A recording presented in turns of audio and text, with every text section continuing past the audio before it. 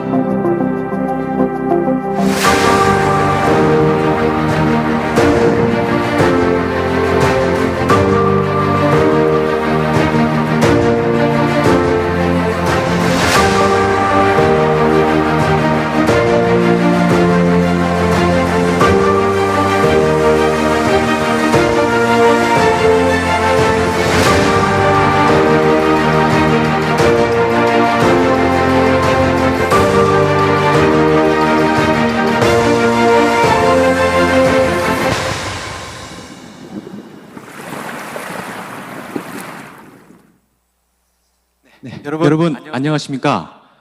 오늘 현장에 참석해 주신 여러분 그리고 유튜브로 시청해 주시는 여러분 모두 환영합니다. 저는 제8회 부산국제항만 컨퍼런스 2일차 사회를 맡은 부산항만공사 박재성입니다. 네, 반갑습니다.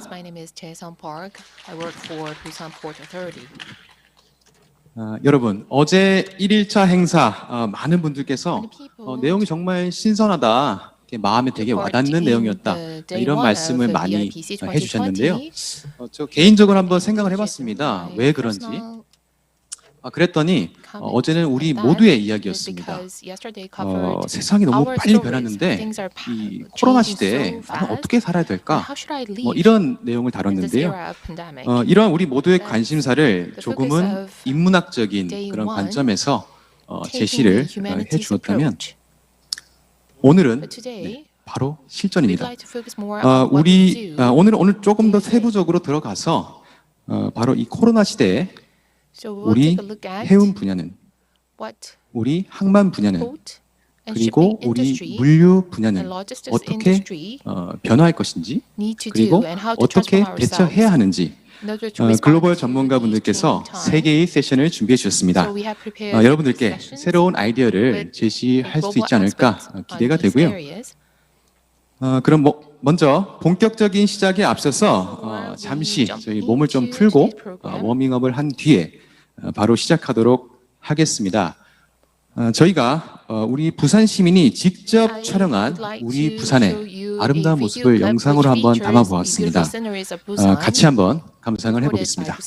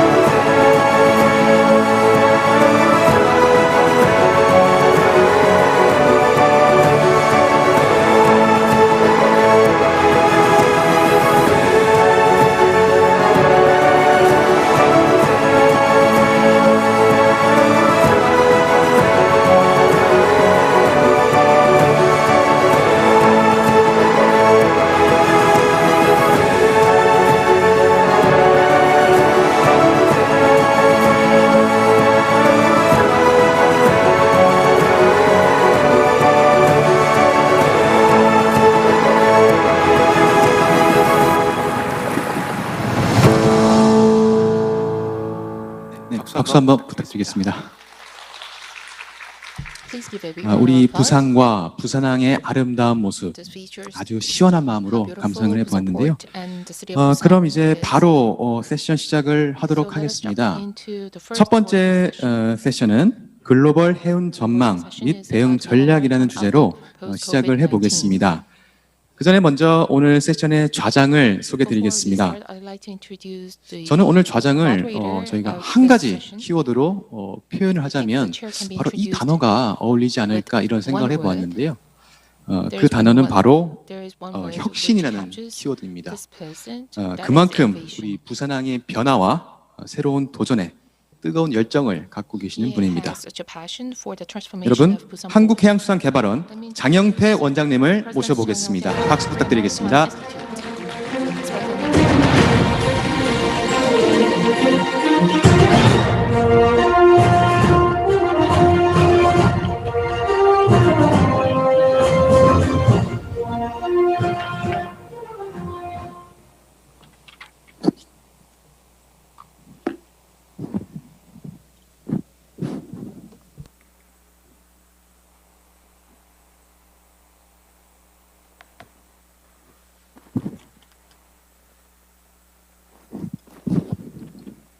여러분 반갑습니다. Good morning, good 제가 afternoon, good evening, ladies and 태어나고 gentlemen. 자라던 이 I'm 부산에 glad to be here, KMI 원장을 한다고 home. 돌아온 지 1년이 지났는데요. where I was born and raised, BP에서 and I came 보여준 back 그 a year 부산의 ago 아름다움에 to 완전히 head 푹 the 빠져 Korea 있습니다. Maritime 저도 나름대로 Institute. I 사진을 have to 많이 say 찍는다고 that 노력했는데 I was really 저렇게 enraptured by the 아름다운 beauty 앵글로 of 잡으신지 BPA. 몰랐고 I did not know 오늘 that you would 프로그램 have 보니까 such amazing 가히 views. 세계에서 And I 대표할 had the 만한 opportunity to look over today's program, 항만, and I was able 학자 to see 이런 that you have 전문가분들을 experts, 모인 이 academics, 뜻깊은 and also heads 제8차 of different port authorities around the world. 부산 인터내셔널 We are here 포트 for the 컨퍼런스에 8th Busan 의미 International Port 있는 Conference 체어를 맡게 돼서 감사드립니다. 2020 하여튼 오늘 BIPC. 주어진 Thank you very 프로그램을 much for 진행하면서 giving me the 최대한 honor of 여기 chairing this session.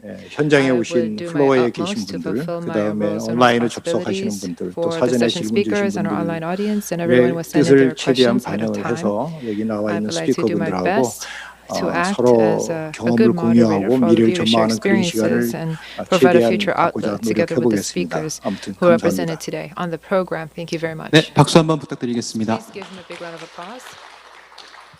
네, 원장님 인사 말씀 감사드립니다. 부산국제항만 컨퍼런스 2일차, 그럼 이제 본격적인 세션을 시작해 보도록 하겠습니다. 첫 번째 발표는 우리 영국에서 오신 아주 신사 같은 분이십니다. 팀파워 듀얼이 대표 이사님께서 글로벌 선사에게 다가온 새로운 기회라는 주제로 발표를 준비해 주셨습니다. 영상으로 한번 만나보겠습니다. Good day, ladies and gentlemen. My name is Tim Power. I'm Managing Director of Drury Shipping Consultants, and I'm very happy to be with you here today for this BIPC 2020, a virtual conference. I hope this time next year we will all be together again. I look forward to it. One of the most amazing features of 2020 has been how the container shipping industry has coped with the pandemic. And it is set to be producing record profits this year. How can this happen? Let us compare the last time we had a major downturn in 2009 with 2020. This slide shows you what happened to rates on the Asia to North Europe trades and on the Asia to North America trades in 2008 to 2010. Look at the dark blue line. This is Asia North to North Europe. You can see that from 2008 to 2009, rates fell from over $2,000 per TEU to a low of just over 500. In the Trans-Pacific trade, rates fell by 32%. This was a financial catastrophe for the container shipping lines.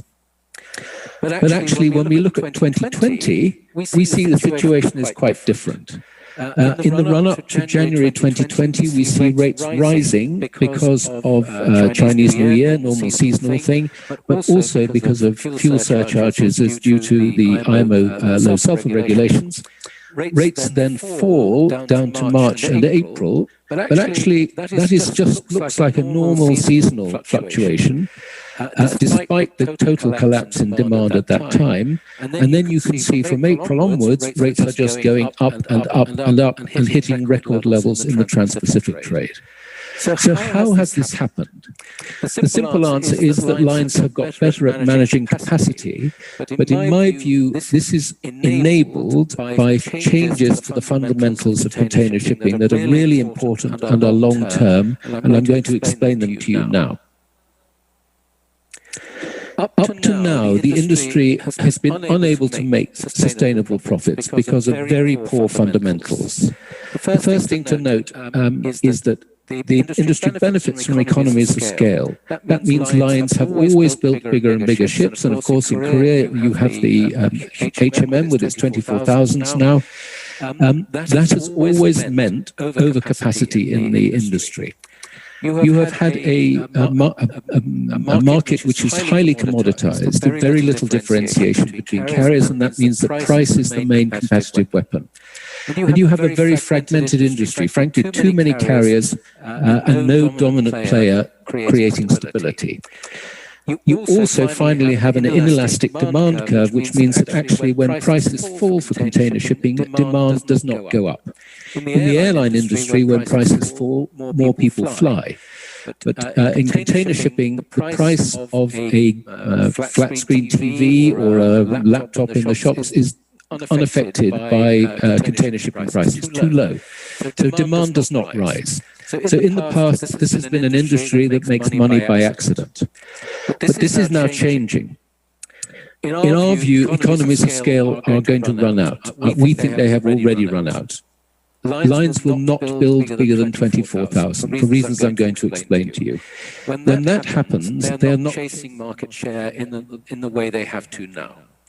This means that the pursuit of share is less important, and market behavior means that lines will concentrate more on margins and profitability than on market share and volume. The industry has consolidated significantly since 2015, both at the company level with mergers, a variety of mergers, and also at the alliance level, which I'm also going to show you in a minute. This creates a structure that is much better able to manage capacity and maintain capacity utilization. When you have these two problems solved, actually the inelastic demand curve starts to work for you. Shippers actually can afford to pay higher freight rates because the effect on end market demand for them of an increase in sea freight is negligible. No one will buy less flat-screen TVs or less clothing because of an increase in freight rates on the Asia-North American trade. So shipping lines are now in a position where they can start to make some proper money. This is our view. Let us demonstrate that actually the changes I have described have actually happened. First of all, this just shows you what has happened to ship sizes since 2005. In 2005, Maersk introduced the E-class, the Emma Maersk class, which they originally described as 13,000 TEU. In fact, it's 15.5. And vessel sizes have risen ever since. And you can see that now they are at the 24,000. However, this huge, essentially since 2005, vessel sizes have gone up threefold. It is impossible to imagine that that would happen ever again.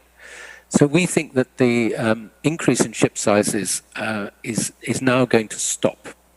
And the reason we think that is shown in this chart here. The purple line is the savings in costs for shipping lines as they increase ship sizes, and you can see that as they go up from 8,000 to 20,000, there is a roughly 25% saving in slot costs. But what you have to remember is that there are enormous costs incurred by ports and terminals to accommodate this.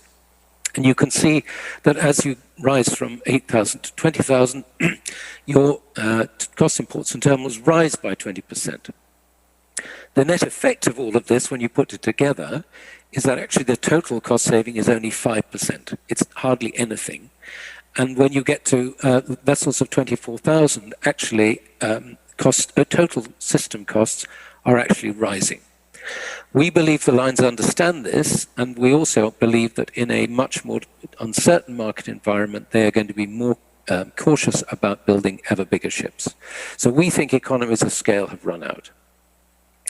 The other key factor I mentioned is market concentration. This chart shows you the market or capacity share of the leading shipping lines. And you can see that the light blue line at the top shows you that since 2016, the top 10 has increased its market share from 60% to 80%. That is a huge change and incredibly important. The top 5 have gone from just around 45% to around 65%. You can see now that the market is in the hands of much fewer players. This is actually becoming a real oligopoly, and that means that shipping lines are in a much better position to control capacity and therefore to control rates. Probably the most remarkable feature of 2020 is the power of these three global alliances. In 2008-9, the market was much more fragmented. We had several alliances and we had a number of major carriers operating independently. They are now all concentrated in three alliances, 2M, Ocean, and THE. And these alliances have worked very successfully to manage capacity throughout the pandemic, both by cancelling services and also by blanking sailings. This has two key effects. The first thing, when you take out unneeded capacity, obviously you reduce costs. But the second effect, which is much more important, is that by taking out capacity, you improve capacity utilization, and that means you are able to sustain your freight rates. If you can keep freight rates or utilization at 90% of capacity in container shipping, you will make money. If utilization drops to 85%, you will start to lose money. The great triumph of the alliances in 2020 is that they have managed capacity to sustain freight rates. There's one other key thing that I would like to point out, which perhaps at first sight may look like a bad thing for the container shipping industry. This is the GDP multiplier. In 2000, container volumes grew at roughly nearly 4 times the rate of global GDP. But you can see that this is progressively falling. And now the GDP multiplier is only around 1.5. What this means is that the long-term output for growth in this industry is modest at best, and that there are lots of downside risks. Now, that may sound bad to you, but in fact what it means is if you're a carrier thinking about expanding your fleet, you are going to be much more cautious. And we think that that is going to help the stability of the industry. So let me put this all together in some conclusions for you. The fundamentals of the container shipping industry have, I would say, been transformed over the last 5 years, but now we have a much less certain demand growth outlook. In the old days pre-crash, you could count on 10% per annum compound annual growth. Now it's going to be probably 2 to 3. The scope for economies of scale now is very limited. We think it's going to be catch-up now for those lines that don't have the large ships for the big deep-sea long-haul trades, but the whole liner arms race is going to abate. Concentration, both at the company level and at the major alliance level, has created the conditions in which capacity can be matched effectively to demand. The lines have demonstrated that they can do that in the most challenging possible circumstances, and we believe they will continue to do so. The stable utilization that arises from that is going to promote higher rates and much higher margins. And this is going to mean sustainable profitability for container shipping in future. There are plenty of risks, however, in changes in trade patterns and in growth, and this is going to be a major challenge for shipping lines coming up. But on the other hand, low growth will make lines more cautious about adding capacity, and that will help to promote a stable market. So in conclusion, ladies and gentlemen, our view is that the lines are now entering a new era, which we have called liner paradise. Let's hope they enjoy it. Thank you very much.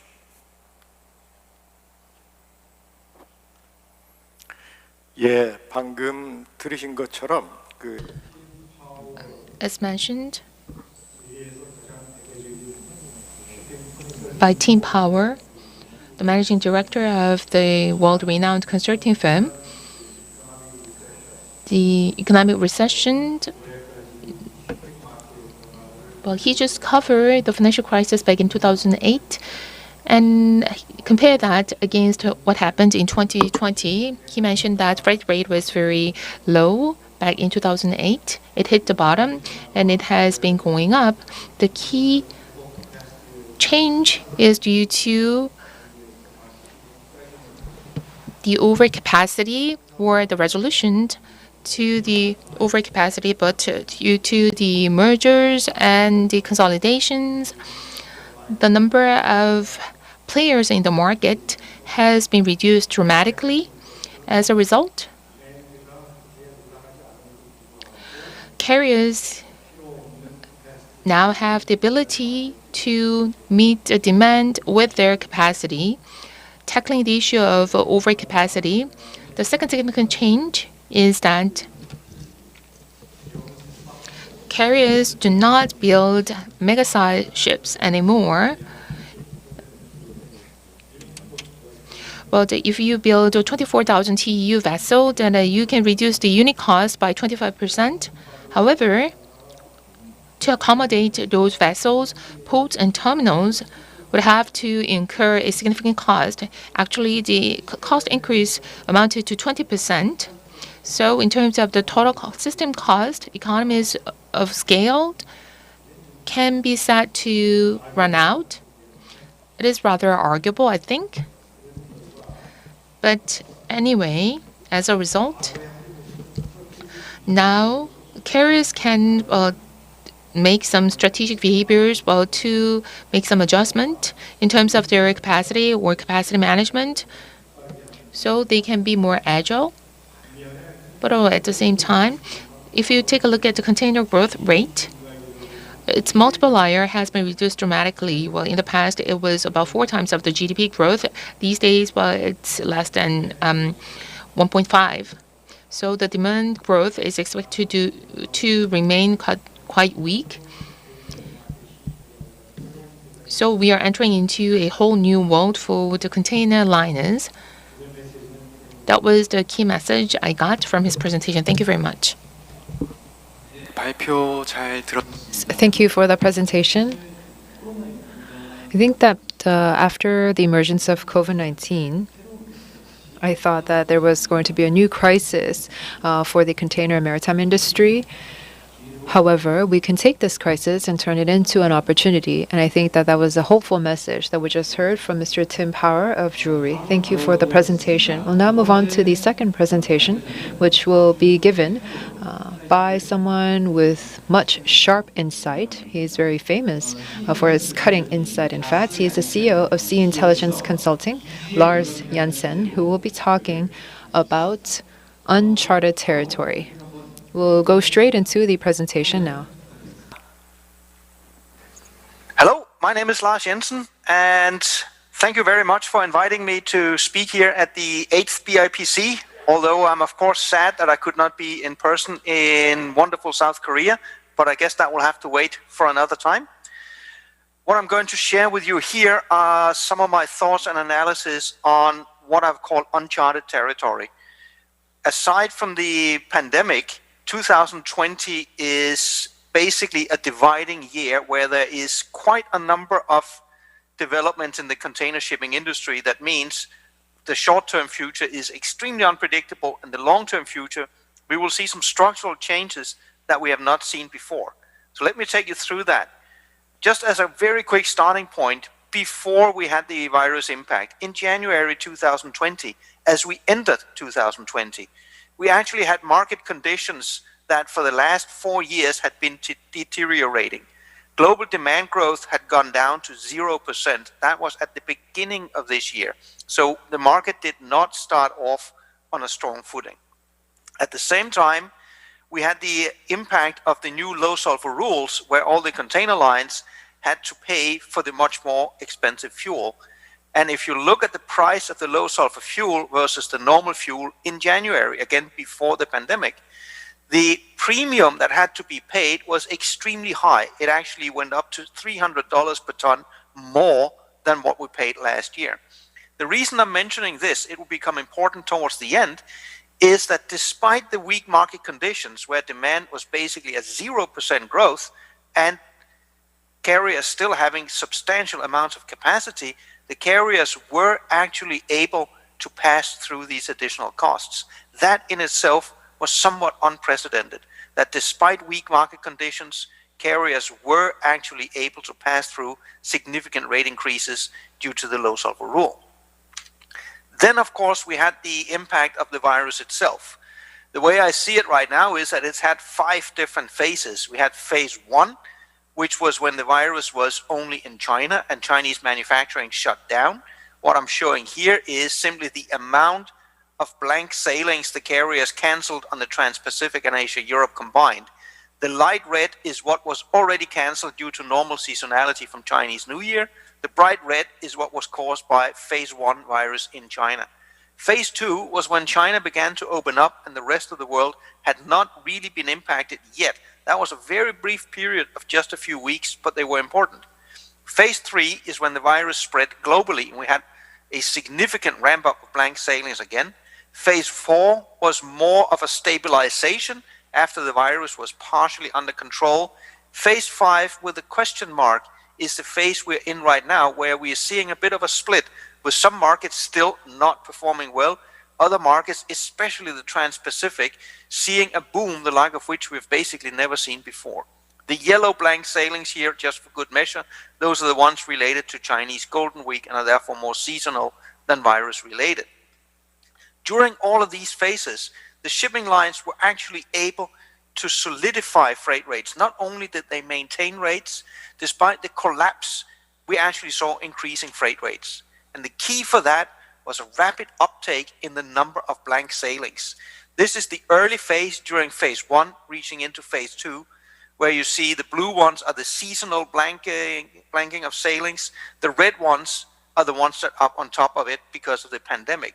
On the Trans-Pacific, we see that for a couple of weeks, basically half of the market capacity had been eliminated. On Asia-Europe, we had 3 weeks where it was basically half of the capacity that was taken out of the market. And once the virus was under control, seemingly in China, it was also very, very quick until the amount of blank sailings went to almost nothing and we head into phase 2. The cargo that was backlogged in China got loaded, blank sailings revert to normal, we have full vessels departing China, and here's the key problem. In the period from the point where this cargo was loaded in China until the vessels then actually arrive in North America and Europe, North America and Europe started shutting down. So all of this cargo that had been loaded was now being delivered into an environment where a large amount of importers did not really want to take delivery.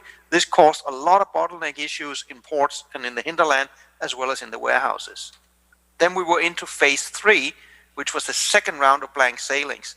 At this point in time, we had a month where more than 20% of the capacity on the Trans-Pacific was out of action. And for Asia to Europe, we had more than a month where it was 25, ranging up to almost 40% of capacity that was simply removed. We have never in the history of containerization seen carriers remove that much capacity that quickly. It was quite simply unprecedented. But this is also why they were able to again increase freight rates despite an extremely poor demand market. The phase we're into now is somewhat split. In Trans-Pacific, we effectively have no blank sailings. The graph shows a few blank sailings, but that's basically down to normal. We always, once in a while, see some blank sailings. Whereas on Asia-Europe, we still have an element of blank sailing. So there is right now different market conditions in the two trades, with the Trans-Pacific seeing an unprecedented demand boom, whereas Asia-Europe is picking up, but not yet to the degree seen on the Trans-Pacific. As mentioned, this strengthened freight rates. On the contract rates, we are basically up 10% compared to last year. This is in an environment, mind you, where fuel prices this year are lower than what they were last year. The spot rates is even more extreme. In Q1, when the virus predominantly was in phase 1, we saw a 10% increase compared to last year. Q2, when the virus spread and became a global pandemic, freight rates were now up 15%.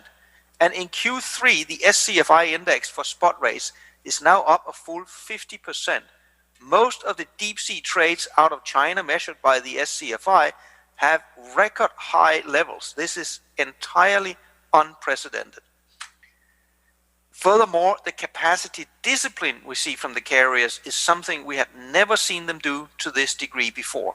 The closest thing we can compare to is the financial crisis a decade ago. At that point in time, it took the carriers 3 to 4 months before they could effectively remove capacity. This time around, both in phase 1 and in phase 3, the carriers removed substantial amounts of capacity inside of a single week. The reason for this is the consolidated nature of the market. Right now, we basically only have three main alliances that need to coordinate internally to make this happen. And even there, the carriers that are members of these alliances are much larger and more consolidated than what we saw in the market 10 years ago. This is here to stay. They instantly get a benefit of their own capacity reductions, and they can much more granularly adjust this level of capacity. So despite the pandemic, and we should think when the pandemic is over, the market reverts to normal, when it comes to capacity discipline, this should be seen as normal. The carriers now have an ability where they can adjust capacity tactically, basically from week to week. And we should expect going forward, this is the new normal. On the demand side, we're actually seeing to some degree a rebound. This is the global demand growth, where we see the massive dip in spring, but we are now seeing the newest numbers from container trade statistics are from August. We now actually have positive growth. However, this is slightly misleading because this is the global number. If we split it down by region, what we see is most regions are still performing poorly on demand. The real key here is the substantial growth specifically on North American imports. This is what is skewing the entire global market. And if we look underneath what is driving this unprecedented peak, it's the behavior of the US consumers. On the left-hand side, what you see here is a 60-year timeline, all the way back from 1959, showing the American consumer, how much of their money do they spend on goods, how much do they spend on services. And of course, over time, they've been spending relatively more and more on services. But if you look at the right-hand side on the graph, this shows how much do their spending patterns change between goods and services. And what you see at the end is extremely large spike.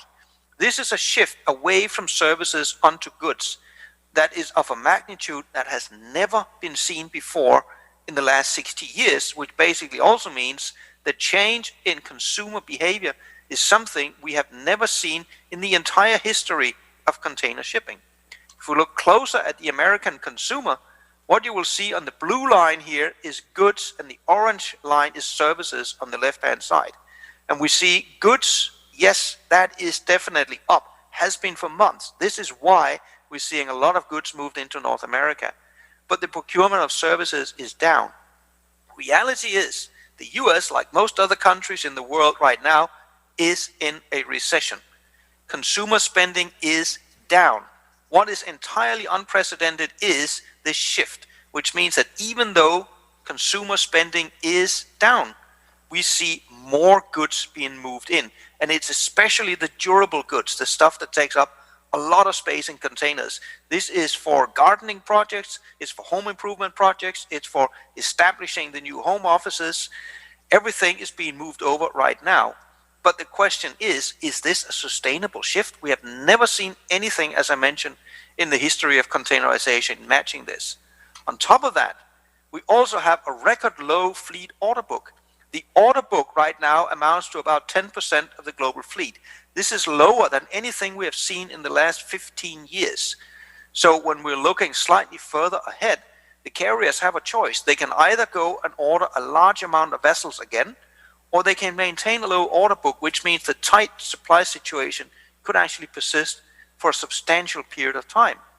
If we look very close to developments right now, Golden Week, if we try to look at what is the normal seasonality of freight rate behavior, in this case Asia North Europe, Asia US West Coast, the red and orange lines are different depiction of normal seasonality.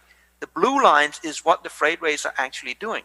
We're seeing freight rates around Golden Week develop in a way that is completely inconsistent with normal seasonality around Golden Week.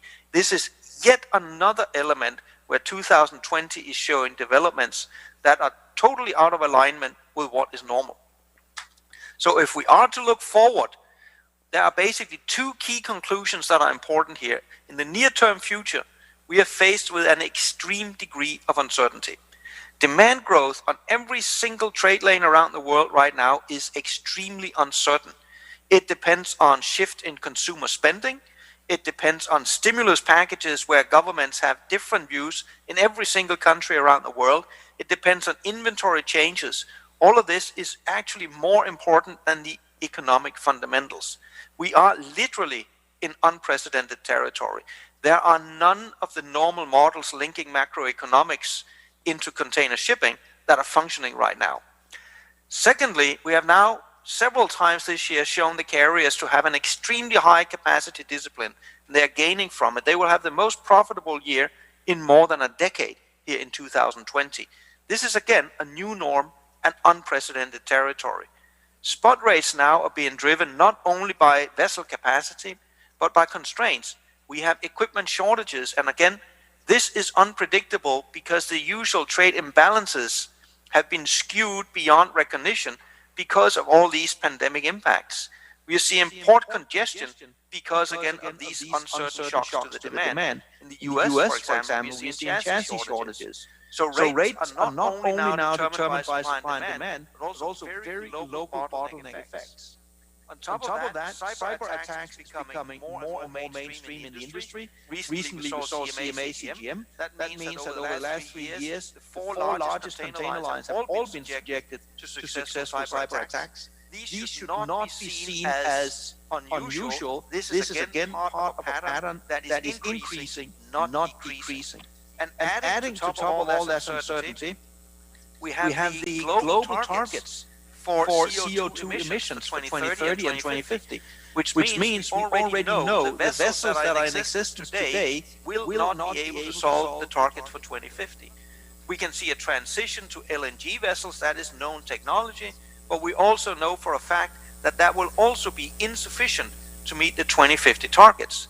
So summing all of this up, if we look near term, I would say the next 12 to 18 months, it is presently literally impossible with any degree of certainty to predict what will happen to demand and with freight rates. If we look more long term, one thing that we can say with a reasonable degree of certainty is that the capacity discipline we have seen the carriers bring to bear, that is here to stay because it works, and it's a result of a 20-year drive towards consolidation.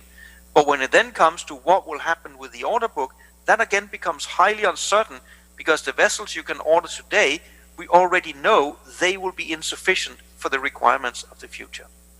So that was the thoughts I wanted to share with you here. I thank you all very much for listening, and thanks for the invitation to speak here.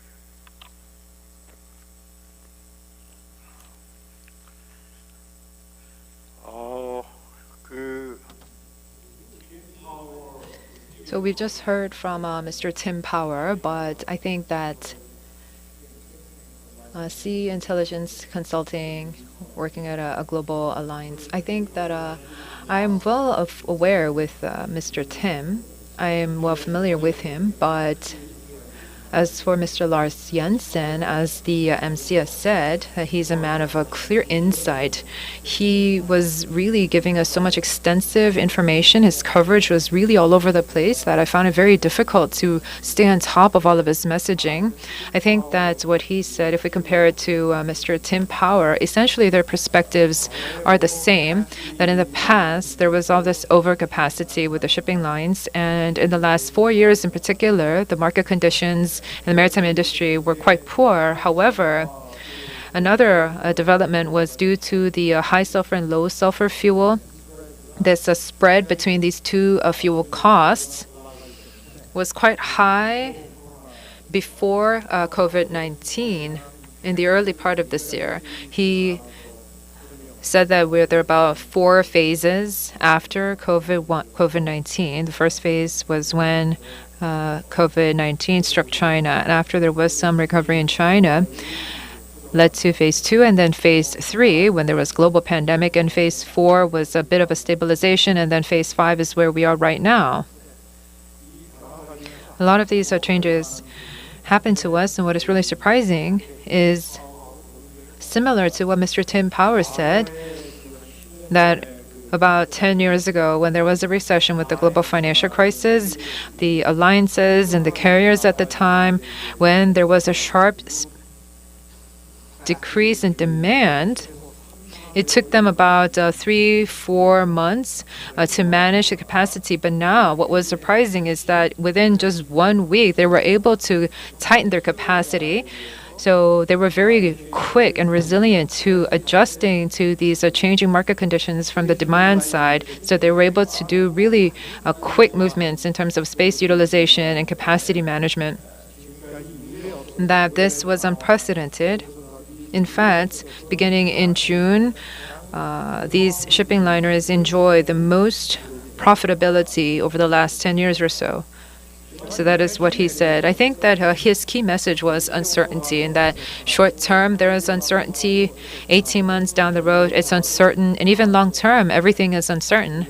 However, these issues of uncertainty are somewhat demand-based, and over the last several decades or so, the biggest market, if you look at the North American or the U.S. market, many of the consumers have been paying more on services rather than goods, but now that has shifted over. In the past 3 months, we have seen something that is very unique, which is that because of COVID-19, the governments around the world have been spending a lot in terms of stimulus packages. So a lot of demand spikes occurred around the countries, around the world, and that was very unusual as well. And he did talk about the rate making. 3 of the major lines have been impacted by cyber attacks as well. That's also another uncertainty issue. And CO2 emission is also what he mentioned. That long term, there's the EU carbon tax movements that we're also seeing in that market. So there's going to be a lot of changes in the global market. So that is something that he mentioned. And also going forward, the order book as well. If we look at the order book for new fleets, because these carriers are facing so much uncertainty, as we've seen with all the blank sailings earlier on, they're either idling their capacity or just waiting to see to place new orders. If we look at the Golden Week peak period seasonality, we have not been able to see a lot of factors around seasonality. So both short-term, mid-term, even long-term, there's going to be a lot of uncertainty. It's an unprecedented world that we are living in for most of the liners. So he did mention many different points in that regard. So please give him another round of big applause to our great presenter, Mr. Lars Jansen, although he is not here. As the moderator mentioned, a lot of issues have been covered in this presentation, but one of the keyword or take-home message for me is that this is unprecedented time with unprecedented changes. So I think we are living in such a critical moment.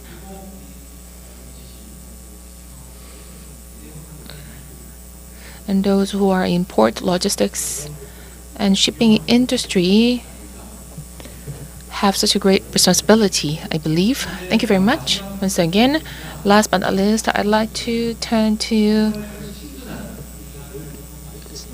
Mr. Jan Hoffman. He's such a friendly figure, but at the same time, he is such a man of great insight. I'd like to invite Mr. Jan Hoffman, Chief of Trade Logistics Branch of UNCTAD. His presentation is titled BC, DC, and AC of Maritime Transport. A wonderful good morning from Geneva. Very happy to be back to the International Port Conference in Busan, even if from the distance, here today from my home office in Geneva, Switzerland. I want to speak to you about the shipping through the pandemic. BC, DC, and AC. Basically saying before COVID, during COVID, and after COVID. I want to share some long-term trends. Up to now, some waves of demand and supply during the pandemic, and some long-term perspectives.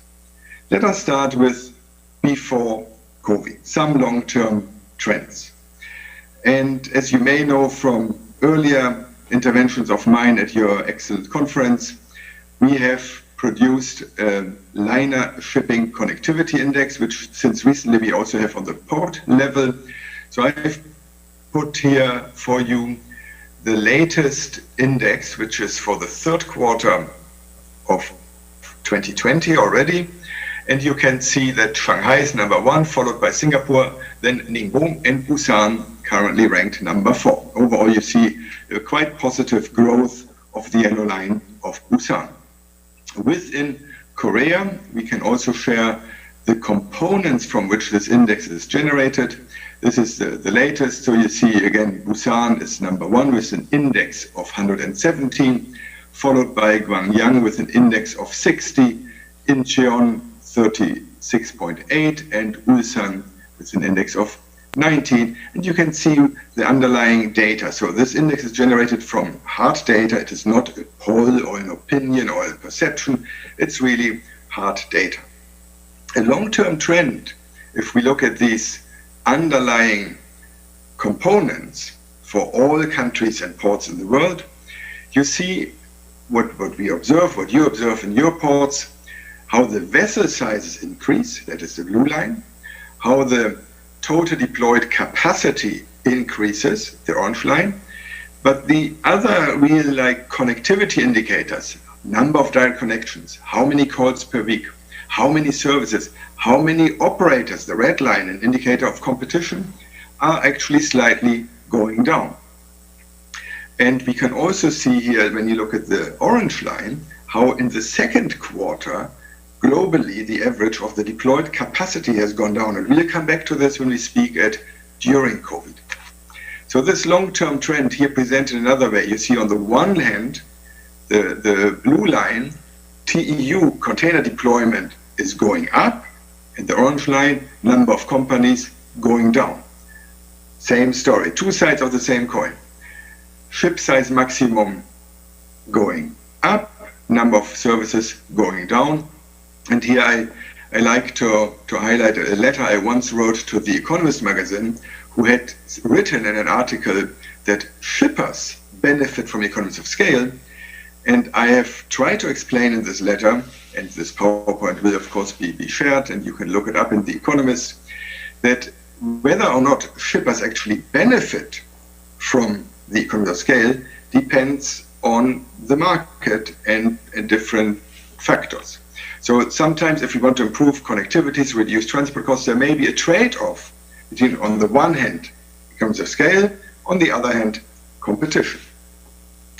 I'm sharing with you here some very new charts, not yet published, but sharing here with you, where we look at port calls. This is data from the Journal of Commerce, IHS. So on the one axis, you see the time a ship spends in port. These are averages per country. So every dot is a country, and these are averages. And the call size, meaning how many containers are loaded and unloaded per ship call. So obviously, it makes sense if we load and unload more containers, a ship spends more time in port. So there's a positive line. But it's not linear, and there's a big variety. So sometimes it may be longer, shorter, depending on the efficiency of a port, maybe also the efficiency of the shipping line, customs, different aspects that may explain those differences. So this is the ship perspective. If I take I keep the average call size, the red circle, and I change it not per ship, but per container move on the y-axis. And then all of a sudden, you do see economies of scale. You do see the higher the call size, the less time the ship spends in port per container. And because the call size is related to the ship size, the average vessel size, there too one could say the bigger the ship, empirically, on average, the fewer minutes the ship spends in port per container. So what we can say from this, carriers benefit from bigger call sizes and vessel sizes. Ports are confronted with higher peak demand. We discussed this as an earlier conference in Busan. And shippers are confronted in reality with less choice and frequencies. So another long-term trend leads me to my next point, the COVID, the pandemic. Here we have the number of ports that are included in the global liner shipping network. Again, this is from combined with data from MDS Transmodal. And you see how there was a long-term positive trend, but already since early last year, you see first quarter 2019, the number of ports included in the global network has started to go down. Let us look at trends during the pandemic waves of demand and supply. Here's a video I want to share with you, which shows up to August the number of container ship port calls in every country of the world. The size of each bubble means how many weekly container ships call at the port, and the color compares it to last year, to before COVID. So you could say, if it is getting red, it means the situation is getting worse compared to last year, at least to some extent due to COVID. And you see now, for example, here, China is already back in the green. Many other countries in August were still back still in red. So the world total port calls, you see the blue line here, the dark blue is the world total of container ship calls, still less than last year, but closing the gap. If I now divide the world into two regions, one region is China, where you have already above last year's values, and the other region is the rest of the world, everything except China, which is still trying to catch up. Two more slides under the pandemic part here. We want to ensure efficiency during the pandemic. We have a 10-point action plan by UNCTAD, which goes along the supply chain. You start with the ship, go to the port, leave the port, cross the country, cross a border, have a legal framework, information, which would be too long to describe all the details now. But the idea is to keep the ports open in times of pandemic, while at the same time protecting seafarers, port workers, and the population. One key point that we highlight here, that it would be wrong, that is why this balance has a strength, it would be wrong to assume that there's a trade-off or a balance, that we either protect port workers, population, seafarers, or facilitate trade. But on the contrary, all the specific measures that we are promoting, all the specific measures that are included in the WTO trade facilitation agreement, at the World Customs Organization, be it pre-arrival processing, single windows, risk management, electronic payments, automation, all these measures actually help achieve both facilitate trade and protect our populations and workers. So in this regard, actually, some progress has been made. During the pandemic, digitalization and modernization has received a push. So, last part of my presentation, after COVID-19, we want to lock in the advances made during lockdown. But let me start with some other long-term trends, some charts from UNCTAD colleagues here shared with me about our latest forecast. You see the dip in world output. You see the decline and coming back of merchandise trade. I've done here some correlation over the years. We still don't know what exactly will happen with trade and GDP this year, so there's a question mark. But you see that trade in the long term used to grow faster than the economy, but over the last few years, it no longer grew faster than the economy.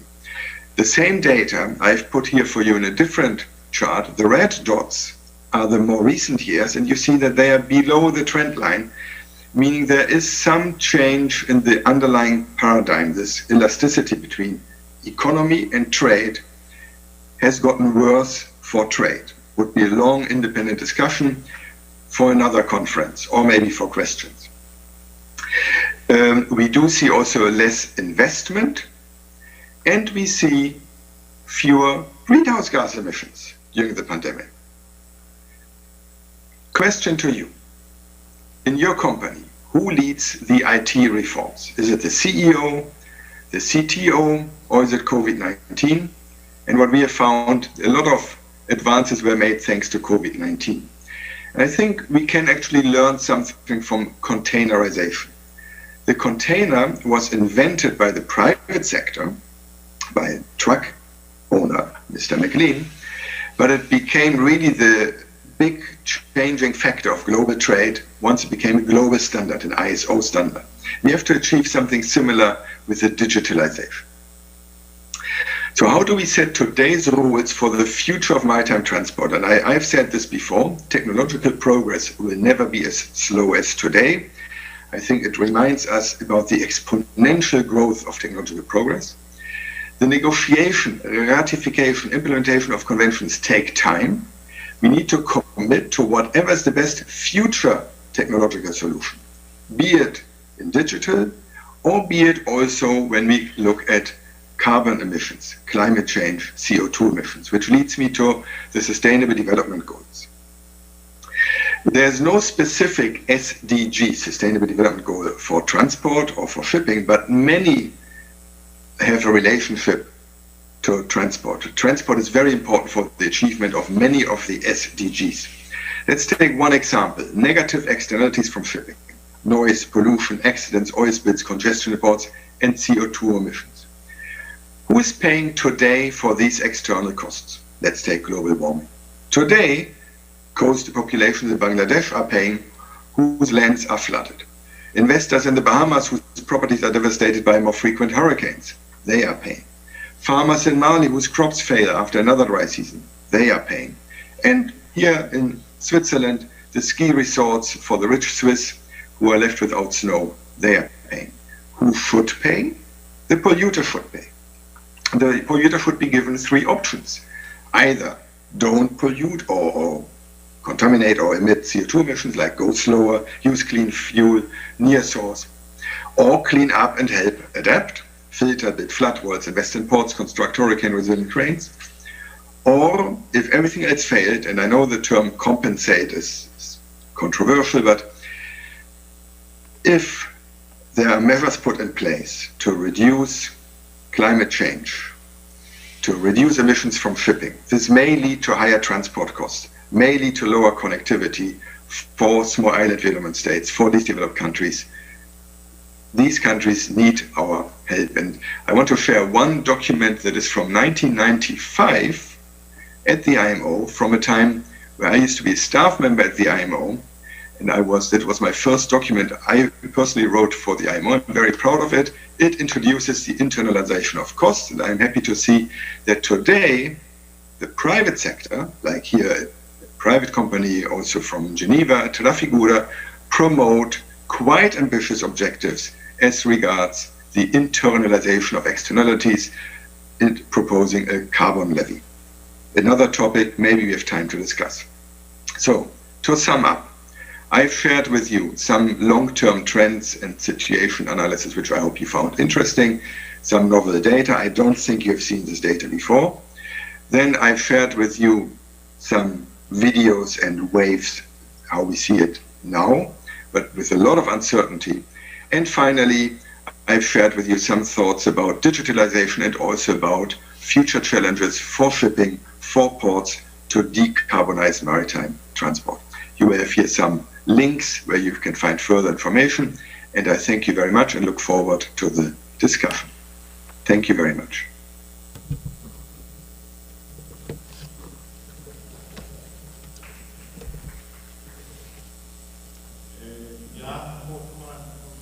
Mr. Jan Hofman also served as the president of the Society for Global Shipping and Ports. He has been interested in one big topic, that is a liner shipping connectivity index, which he elaborated on his presentation. While the survey was conducted on an annual basis, I think Busan ranked 3rd or 4th. Was after Singapore. Well, this shows the connectivity of various ports and regions and countries. The impact of COVID-19 was summarized by before COVID, during COVID, and after COVID. And for before COVID, he mentioned that the growing size of vessels has been suspended and economies of scale, the effect has run out. Well, but this is only during the COVID-19. Before that, well, this vessel size has grown continuously. But during COVID, well, various ports featured in red dots have been affected by COVID-19.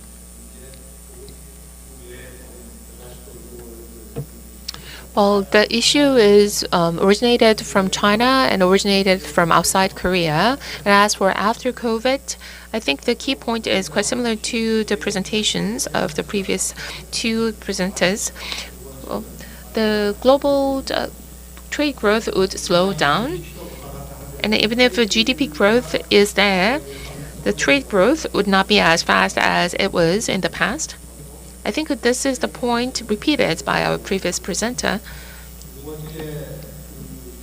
And the second key factor he mentioned is the impact of the greenhouse gas emissions and the various regulations to deal with that. The case in point is IMO regulation. He used the term Sustainable Development Goals, SDG.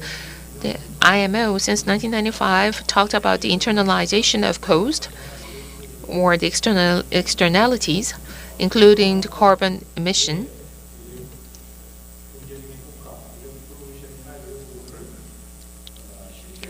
So, how to internalize the external cost or externalities?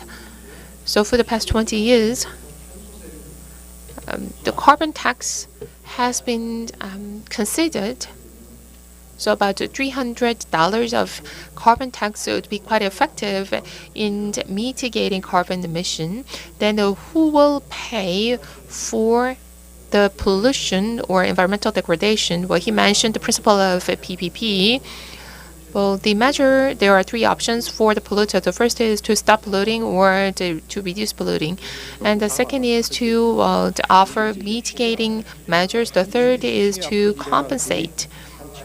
So on one side, you have 디지털라이제이션을 지금까지 끌어왔던 게 그러면 과연 IT 전문가냐 이분이 볼 때는 아니다. digitization, and he also believes that the digitization has been put forward during the COVID-19 because of the COVID-19, not because of the CEO's initiatives or CTO's initiatives. 발표 잘 Well, thank you 들었습니다. very much for the 말씀을 presentation. 종합하자면 So all in all, 코로나 I think this 이전과 presentation 현재 그리고 covers 코로나 before 이후까지 COVID, during COVID, 좀 and after 종합적인 COVID, 관점에서 more comprehensive view 다양한 on what has happened. 아이디어와 인사이트를 주셨고요. Thank you very 특히 much 이제 for 환경 your great 문제 insight 이런 and 것들을 inspirations. 언급을 He especially 해주셨습니다. mentioned the environmental 발표 issues as well. 감사드리고요. Thank you very much. 좋은 세션 만들어주신 우리 좌장미 I 연사분들께 also 다시 want to 한번 thank 박수 our moderator as 부탁드리겠습니다. well as the speakers. Thank you very much. Please give them another round of big applause. 네, 그럼 첫 번째 세션은 이것으로 So this 마치고 concludes first session. 저희는 잠시 We will take a 휴식을 short 취한 break 뒤에 and continue 지금이 with the second 15시 session. 4분인데요. 네, 시간이 거의 정확합니다. We are almost 15시 on time. 15분부터 두 번째 Start 세션을 시작하도록 하겠습니다. at 두 번째 15 세션은 past 글로벌 선진항만 수장분들이 The second 대기하고 session. 있는데요. So 우리가 we have 선진항만으로부터 the leaders of various 벤치마킹 ports around the 할 만한 world. 것 For the 정책은 second 없는지 session, what kind 이런 of 것도 case 살펴보는 게 studies we can 굉장히 learn 유익한 from? This 시간이 될 것 session will 같습니다. cover that matter as well. 기대하셔도 좋다는 말씀드리고요. 저희는 I'd like to ask 방역을 for 마친 your 뒤에 continued 3시 15분에 participation 다시 after the quarantine. 인사드리겠습니다. We will 감사합니다. resume at 3:15. Thank you.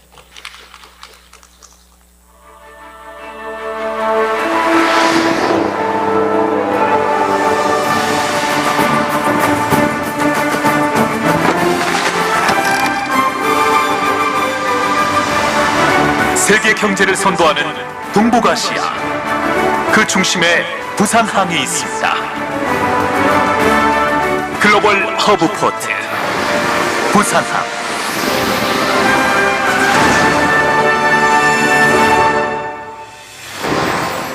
부산항은 개항 이래 대한민국의 대표 항만으로서 지속적인 성장을 거듭하여 국내 수출입 화물과 세계 각국의 환적 화물을 처리하며 대한민국 경제 성장을 견인해 왔습니다.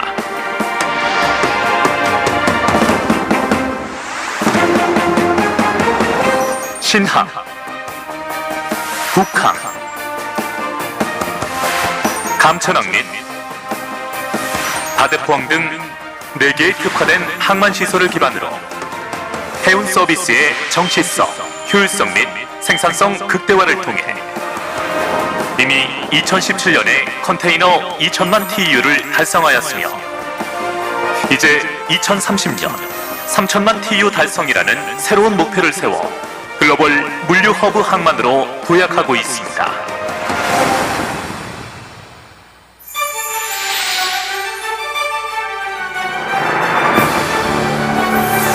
유럽과 미주 대륙을 연결하는 간선 항로상에 위치한 부산항은 세계 150여 개국, 600여 개 항만을 연결하는 글로벌 네트워크를 구축하고 있습니다. 여기에 최첨단 시설과 우수한 인력을 바탕으로 부산항을 이용하는 고객에게 365일 24시간 안정적인 해운 항만 물류 서비스를 제공합니다. 또한 초대형 선박의 출현과 글로벌 얼라이언스 재편 등 해운 환경의 변화에 선제적으로 대응하여 부산항을 효율적으로 운영하고 있습니다. 신항은 글로벌 초대형 선사가 기항하는 환적 중심 항만으로 우수한 항만 인프라와 넓은 배후 단지, 최적의 연계 수송망을 갖추고 있으며 북항은 인트라아시아 선사 거점 항만의 역할을 수행하고 있습니다.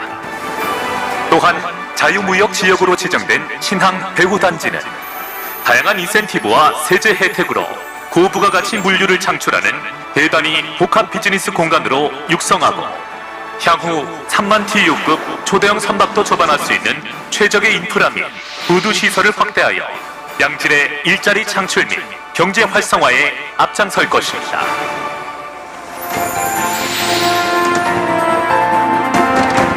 부산항은 노후화된 북항의 항만 시설을 재개발하여 사람과 비즈니스, 문화와 예술이 공존하는 국제 해양 관광 중심 항만으로 변모해 나가고 있습니다.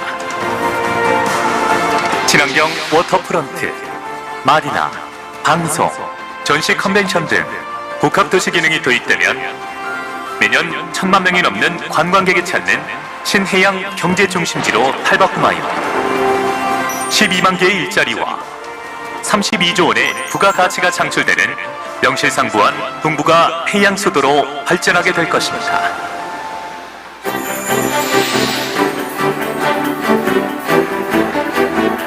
부산항을 세계 2대 컨테이너 환적 허브 항만으로 육성시키기 위하여 2004년 우리나라 최초로 설립한 부산항만공사는 제4차 산업혁명 시대에 발맞추어 끊임없는 혁신과 도전으로 최적화된 화물 처리 시스템을 갖춘 스마트 항만을 조성하여 깨끗한 친환경 녹색 항만을 구현해 나가고 있습니다. 항만 종사자의 안전 및 복지 지원을 통해 사람 중심의 항만 환경을 조성하여 국가의 자랑이고 시민에게 행복을 주는 부산항으로 가꾸기 위해 공기업의 사회적 가치 실현에 최선을 다하며 세계 해운항만 물류 시장을 리드하는 글로벌 종합항만 기업으로 뻗어나가겠습니다.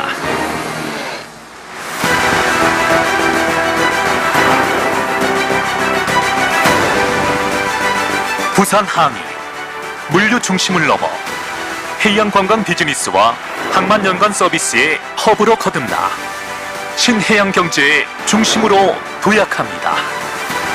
아시아의 관문에서 세계 중심 항으로 글로벌 허브 항만 부산항.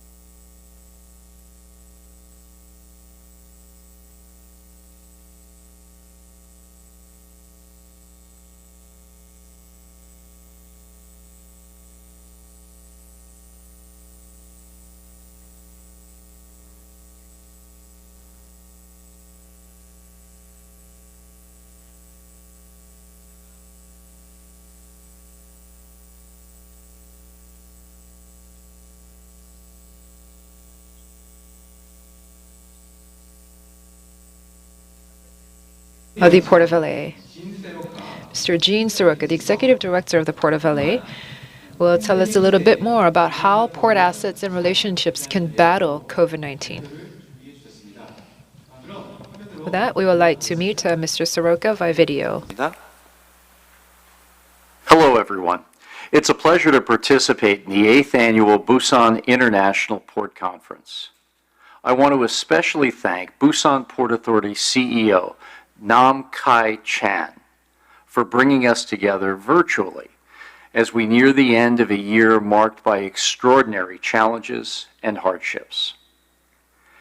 As I speak to you today from Los Angeles, I am sad to report that the spread of the COVID-19 virus continues to rise here in the United States. Federal government response to the disease has been limited, and many state and local governments are struggling to control the virus spread. Having lived and worked in China during SARS back in 2003, I had a particular vantage point on the impact of the virus. My SARS experience shaped my perspective about COVID-19. And this year, through the horrific pandemic, all of us have gained valuable expertise in handling this deadly virus. As the numbers worldwide indicate, COVID-19 is not done yet. By sharing our experiences, we can hasten the end of this pandemic and be ready to mobilize and engage in the battle against future atrocities. The role of ports and maritime industry stakeholders has been critical throughout this crisis, effectively managing and repairing our respective supply chains amounts to a form of humanitarian aid. With that said, I hope that our story at the Port of Los Angeles is a good case study for how ports can help save lives during a crisis like this. Last December, when news reports emerged about COVID-19's outbreak in China, we discontinued overseas travel.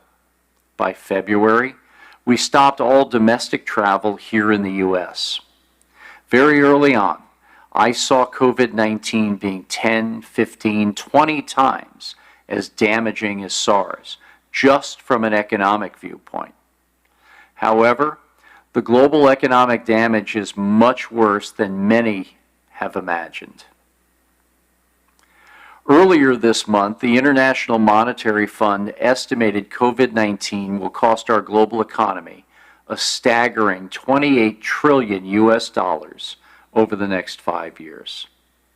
More ominous than the economic impact was the bigger recognition that this pandemic would be a public health crisis like no other.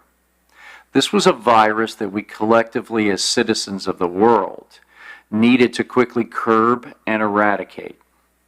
Our instincts at the start of 2020 set the stage for team building and early operational actions at our port. Our team strategy was driven by the idea that if we brought smart and talented people together, we had a strong definition of our mission, and we made ourselves accessible to all port stakeholders, then we just might have a chance to succeed. I wanted critical thinkers and doers around me. It didn't matter if they were senior executives, mid-level managers, or technical specialists. They just needed to be motivated, team-oriented, and able to work outside their comfort zone. On March 19th, coming under the emergency stay-at-home orders of California Governor Gavin Newsom, Los Angeles Mayor Eric Garcetti, and the Los Angeles County Board of Supervisors, as an essential entity, we were recognized that we had the infrastructure, capabilities, and talent in place to go into these uncharted waters and help our region battle the coronavirus. As our economy shut down and the work environment started to look very different, our industry stakeholders began approaching us with questions around the definition of the so-called essential worker and what that meant for a truck driver, warehouse worker, or port administrator. As a team, our first order of business was to quickly give confidence to the supply chain and its workforce. In response to the confusion, we immediately started engaging with our federal, state, and local governments to help craft the necessary information which would define the business sectors and workers that were originally considered essential. And since port operations were essential, we needed to make sure that those who participated on the ground from a workforce standpoint were also classified as essential workers. This initial engagement with industry stakeholders and policymakers was extremely crucial. When we succeeded, I was very encouraged by how our team at the port, our city, and our private sector partners all came together. We focused on what would happen next, who needed to take what policy position, and how we could best maintain the flow of medical supplies along with other essential cargo through our port. It was around this time Los Angeles Mayor Eric Garcetti and I had a series of brief discussions about the emerging shortage of personal protective equipment. We saw the horrific surge of the pandemic in New York City and the growing number of hospitals with shortages of medical masks, gloves, gowns, and other essential supplies. Based on our observations, Mayor Garcetti and I had an immediate alignment in focusing our efforts on helping our frontline medical workers. Not long after that, the mayor appointed me to the additional role of Chief Logistics Officer for the City of Los Angeles. And we outlined 3 core tenets of the logistics function supporting this crisis. 1, Los Angeles International Airport and the Port of Los Angeles would be used to expedite goods to our frontline medical workers. In addition, because of our years of work in this space, we leveraged our strong relationships with domestic transportation providers to focus on how we could move critical cargo quicker with more efficiency and visibility. 2, we would create some direct-to-manufacturer relationships to procure the essential medical supplies. And 3, we quickly identified some local manufacturers that wanted to convert their production lines to produce gloves, gowns, masks, and other essential goods. We didn't know what this process would entail, but we knew we could create some alignment with those companies because they not only had a sense of mission to help, but also a strong desire to bring their employees back to work. The combination of the willingness and talent of these companies was very appealing to us and led to the formation of relationships with organizations like the California Manufacturing and Technology Association in order to create more dialogue around the personal protective equipment manufacturing effort.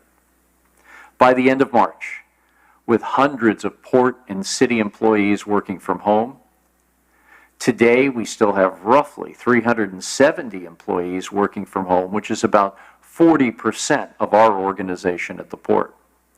From the beginning, we were very sensitive to the fact that we had employees with young families, homebound school children, elderly family members, and other loved ones in need of extra care. However, with our organization, we formed a core team of about 24 workers who voluntarily raised their hands, were willing to stay in constant contact by phone and video, and were eager to play a role in our mission. Those volunteers hit the ground running with the goal of making sure that our team leaders had everything we needed lined up to give us the best chance of success. Less than 2 weeks after establishing the Chief Logistics Officer function, our team created what was essentially a new department in the city, centered around an effort we called Logistics Victory Los Angeles, or Love LA for short. The name Logistics Victory harkens back to an era when resources were mobilized at this port to build hundreds of Victory-class cargo ships to get much-needed supplies to those fighting on the front line during World War II. Today, we carry that same spirit in our fight against COVID-19. Early in our effort, we saw a large group of regional healthcare providers that needed personal protective equipment. On the other side, we saw a large market of brokers and manufacturers of these critical supplies. In response, we created an online marketplace where we could match suppliers with those in need of supplies. In the first several weeks of the program, we vetted nearly 700 leads. Most sources were legitimate, but we also encountered fraudulent opportunists selling counterfeit products. After a few weeks of understanding the marketplace, we stepped into the procurement process. That's when we formed a relationship with the iconic American company Honeywell Corporation to drive N95 mask procurement and distribution. We contracted with Honeywell to deliver to the city of Los Angeles 24 million N95 masks over a 2-year period at a total cost of $20 million US, which works out to 79 US cents per mask. These masks are being used to replenish our city's emergency stockpile. As a service of the city of Los Angeles, they are also being distributed through Love LA to medical providers at cost, with no markup and no margin. To date, we have distributed more than 2.9 million units of personal protective equipment and other supplies to 36 Los Angeles area hospitals and 122 skilled nursing facilities. Through Love LA, international companies like Apple, Toyota, and the shipping giant CMA CGM, along with regional trucking companies, retailers, and other businesses, have also donated medical and other critical supplies. In the spirit of their philanthropy and kindness to others, we have helped to coordinate the distribution of those donations.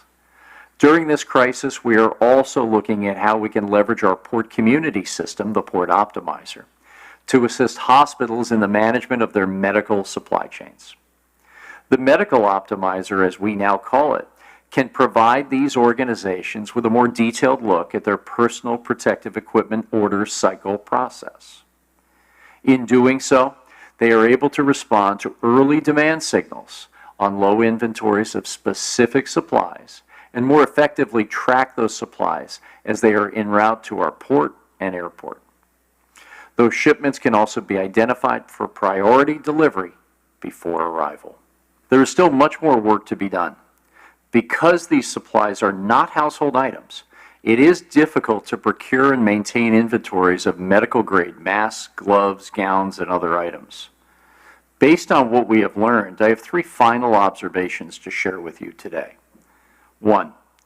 To cities facing similar predicaments with limited resources, there is a tremendous benefit to appointing a chief logistics officer to oversee the medical supply chain and assist in procurement of critical goods.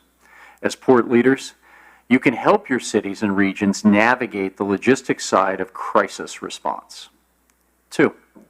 Communication is the key to success. Under normal circumstances, the hospitals and nursing facilities we're helping would source their supplies through traditional channels. However, in a crisis like this, it is imperative to over-communicate and not only engage with the organizations caring for the sick, but also with the local health agencies to identify needs and establish alignment that leads to success. 3. Because many workers have family and other challenges to contend with in times of crisis, there is a tremendous benefit to assembling a volunteer team who not only have the extra capacity to take on more work, but also a strong spirit and sense of mission. Thank you for giving me the opportunity to share our Love LA program details with you here. This has been a learning year for all of us, and forums like the BIPC provide an outstanding opportunity to share stories and learn from each other. To that end, we look forward to hearing from you. On behalf of our team here in Los Angeles, I would like to extend our best wishes to all of you in the coming weeks and months as we work to ultimately defeat COVID-19. 네, 박수 한번 부탁드리겠습니다. Please give him a big round of applause.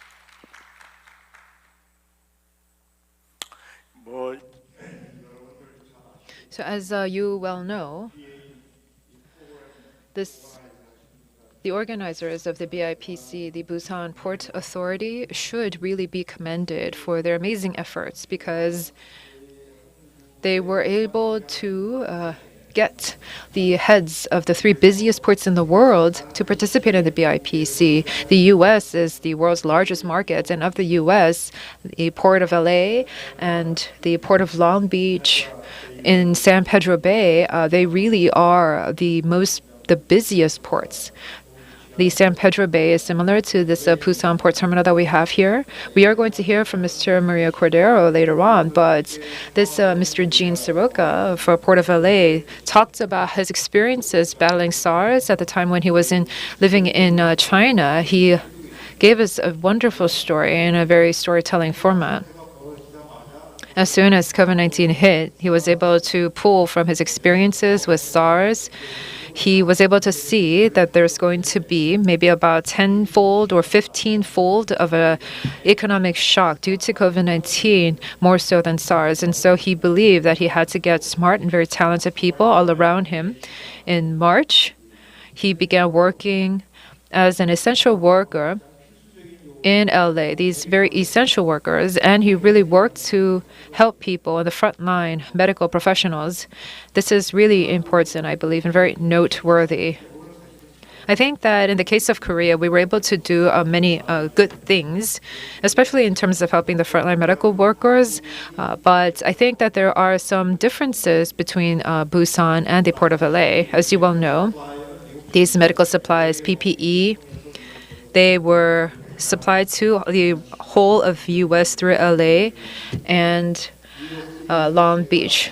They were sent to New England, but when the New York City was really struck by COVID, LA was the pipeline that was supposed to provide the supply to New York, and they had different options. That for critical cargo, that there was going to be supply through the LA airport, the international airport, especially for the most critical supplies. This will be like the Kimhae International Airport here in Busan, which can work closely with the Busan port. The second lesson that we can take away from this is that he did direct to manufacturer supply of these PPE or essential medical supplies. And lastly, he also talks about how these medical supplies, if they are imported, what can they do in terms of local manufacturing of these PPE goods? So he tried to contact different local manufacturers. He worked together with the California Manufacturers Association to try to source these supplies domestically. He mentioned many different lessons that we can learn from. He said that he worked together with a corporation called Honeywell, that they purchased masks at a unit cost of about 79 cents. I think that's really cheap. That's less than 1,000 Korean won. And he was able to get about 2.9 million PPEs and sent that to the frontline medical staff, which could really save lives. And I think that that was really noteworthy. They had that very urgent movements very early on. They were able to really work on supply chain restoration, and that's where he also mentioned this medical optimizer. And now they're moving from the medical optimizer to supply chain optimizer, where they are really trying to optimize the entire logistics supply chain. This is obviously something that would be of keen interest to many people working in the logistics sector, and he shared with us 3 lessons. First of all, he said that he was named the CLO, the Chief Logistics Officer. This Chief Logistics Officer, I think that big companies like Samsung or SDS Globus, they all have CFOs or CTOs, and the city of LA named him the CLO. And he secondly said that communication is very important, especially with the medical workers. And I think that this is also something that Korea does very well. And thirdly, he said that it's very important to pull from the volunteers, which is also a very important lesson. Thank you very much. In the era of pandemic, he covered how the LA port is responding to this crisis situation, what it has huge implications, and the lessons we can learn at Busan port. I'd like to move on to the next port, which is Hamburg port in Germany. And this port has very special relationship with Busan port. I'd like to turn to Mr. Jens Meyer, the CEO of Hamburg Port Authority. And his presentation is on case studies and implications for ports related to COVID-19.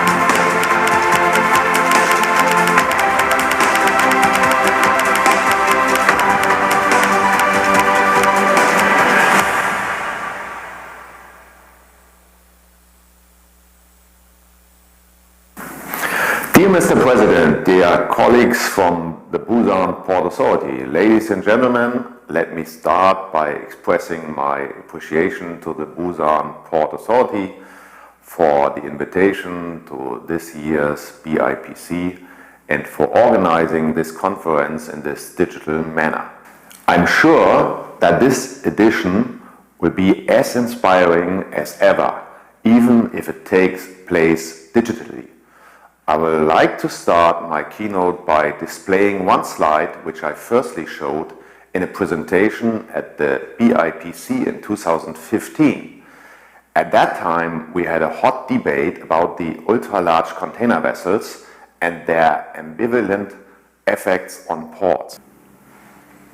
My opinion was that it is better to light a candle than to curse the darkness. So instead of blaming and shaming the shipping lines, we should start working together as port authorities, raise our voice in the supply chain, and find solutions on how we can handle the mega vessels. Today, I emphasize that quote again because it shows very good the way we had dealt with the pandemic. We did not lose any time in cursing it, but we reacted immediately for the benefit of our customers, partners, and employees. Despite the fact that all ports and stakeholders were dealing with a huge challenge, we managed to keep the business open by securing the supply chain. In order to prepare even better for future crises, we need to continuously improve how we do things. Digitization proved to be a powerful tool and will be essential for effective crisis management in the future. Actually, Corona was a stress test for digitization and we successfully passed it.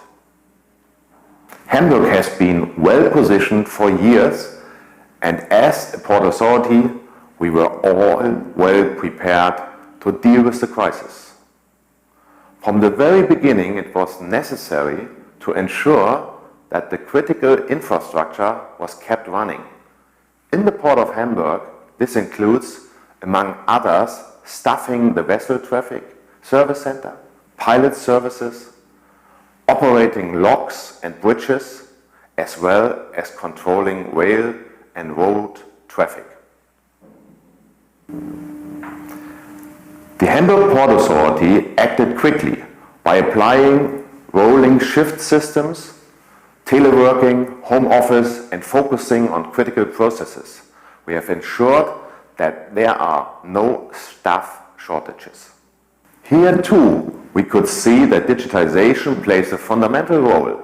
With regard to administration, a large part of the tasks were and are carried out from home, as well as in traffic control, where appropriate remote controls were implemented. The Hamburg Port Authority has proven that it is fully capable of acting in times of crisis, even over long periods of time, and even if people are not always on site. At the same time, the Hamburg Port Authority has also supported its customers by deferring port fees and rents. The COVID-19 crisis has revealed that the society is highly dependent upon a well-functioning global supply chain of critical medical supplies, including personal protective equipment, PPE, such as masks, gloves, and overalls. All these goods are essential to protecting doctors, nurses, and others on the front line of the pandemic. In Hamburg, as in all other ports, it was more important than ever to keep the terminals open and to allow maritime trade and cross-border transport to continue.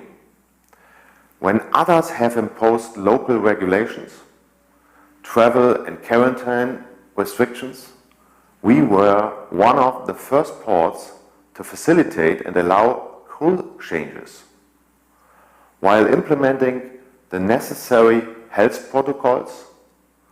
Port of Hamburg treated seafarers as key workers, and we granted them the flexibility they needed. Furthermore, we have never stopped researching for innovations. Despite the crisis, the Hamburg Port Authority has continued to invest in innovation, maintaining the projects planned within the time frame set.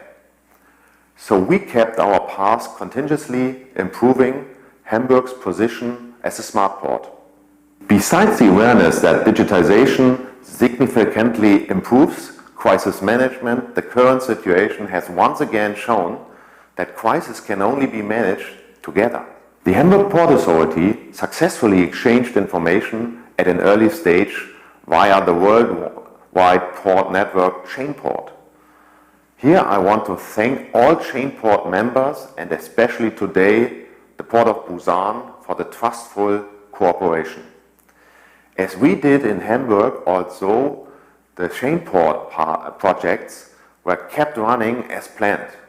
As a result of it, we have just published with other ports a Chainport playbook titled Leveraging Digital Solutions in Crisis Management. It is an online and interactive strategic guideline for senior managers to create their digital roadmap for overcoming crisis. The best practices in the playbook are practical solutions which already work in Chainport member ports and indicate the transferability to other ports and even for other types of crisis. Even though the pandemic is not yet over, one thing is certain: the next crisis will come. We just do not know what, how, and when. Therefore, to be prepared and become resilient is the best strategy we can have. Going back again to the past for a moment, when you look at the last 9 months, this is what our world may feel like today. The whole world has focused on COVID-19. However, this is what it actually looks like. Beyond Corona, we also have other things to solve. Climate change is a global phenomenon. So the answer will be, amongst others, the global application of a suite of technologies to reduce emissions. Port authorities are in a strong position to regulate the development and application of green technologies. This means that beside a massive push towards digitization and automation, the pursuit of decarbonization will be a key driver for innovation.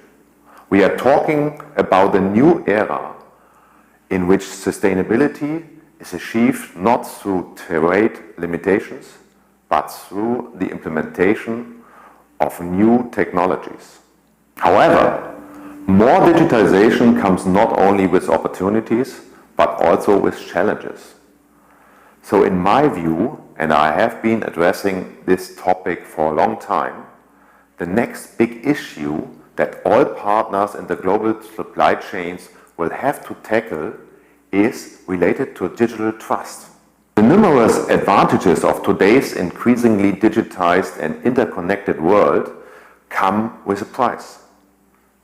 Cyber attacks have become a serious threat. Regardless of whether it is crisis or normal operations, we will need to gather our efforts and find common solutions to cybercrime and cyber attacks. And this challenge can only be mastered if we start building a digital trust culture. For the new technologies to be accepted, people have to be relieved of their fear. Trust is one of the key parameters that supports supply chain collaboration. User distrust is becoming a dangerous threat, but these supposed weaknesses can be turned into strengths through training and cooperation. Therefore, I would like to use this conference to call for raising cybersecurity awareness. Security has traditionally been seen as a cost center. In recent years, however, businesses are waking up to the idea that good security is a business enabler. When companies develop strategies for digital transformation, security concepts must be at the top of the priority list. In today's world, we all should have systems within our organizations to protect ourselves. In Chainboard, we take the issue of cybersecurity cooperation seriously. A continuous exchange of information between members takes place since an early detection and reaction to cyber threats secures our businesses. 2020 seems to be a year in which the world is at its brink.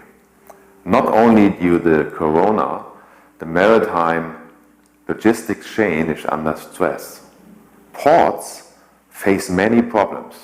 Ports are no longer darlings, but problem makers for many stakeholders regarding topics such as environment and infrastructure costs.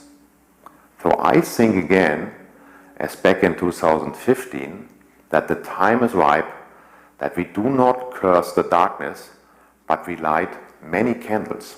Today, lighting the candles means that we need to rethink our port's positions in the logistic chains. We need to create a positive portrait of the future.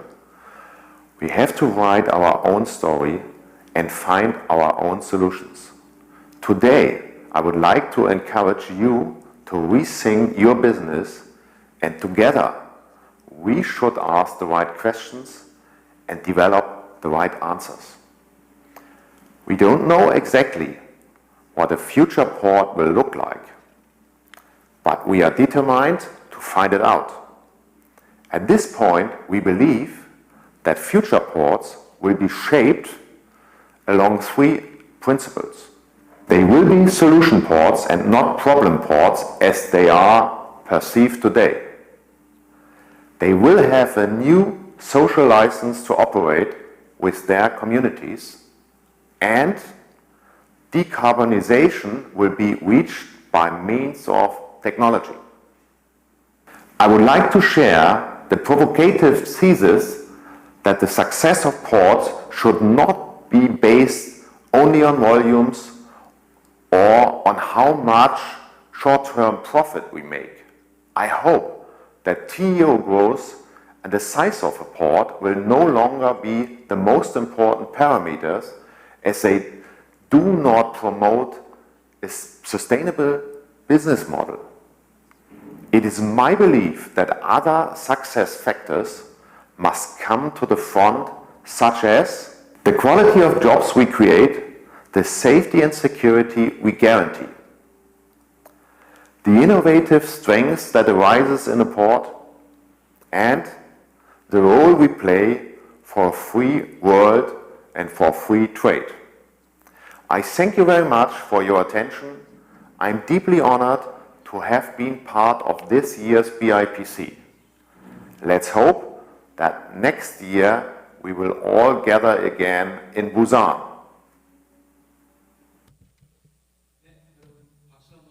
Please give him another round of big applause. Thank you very much.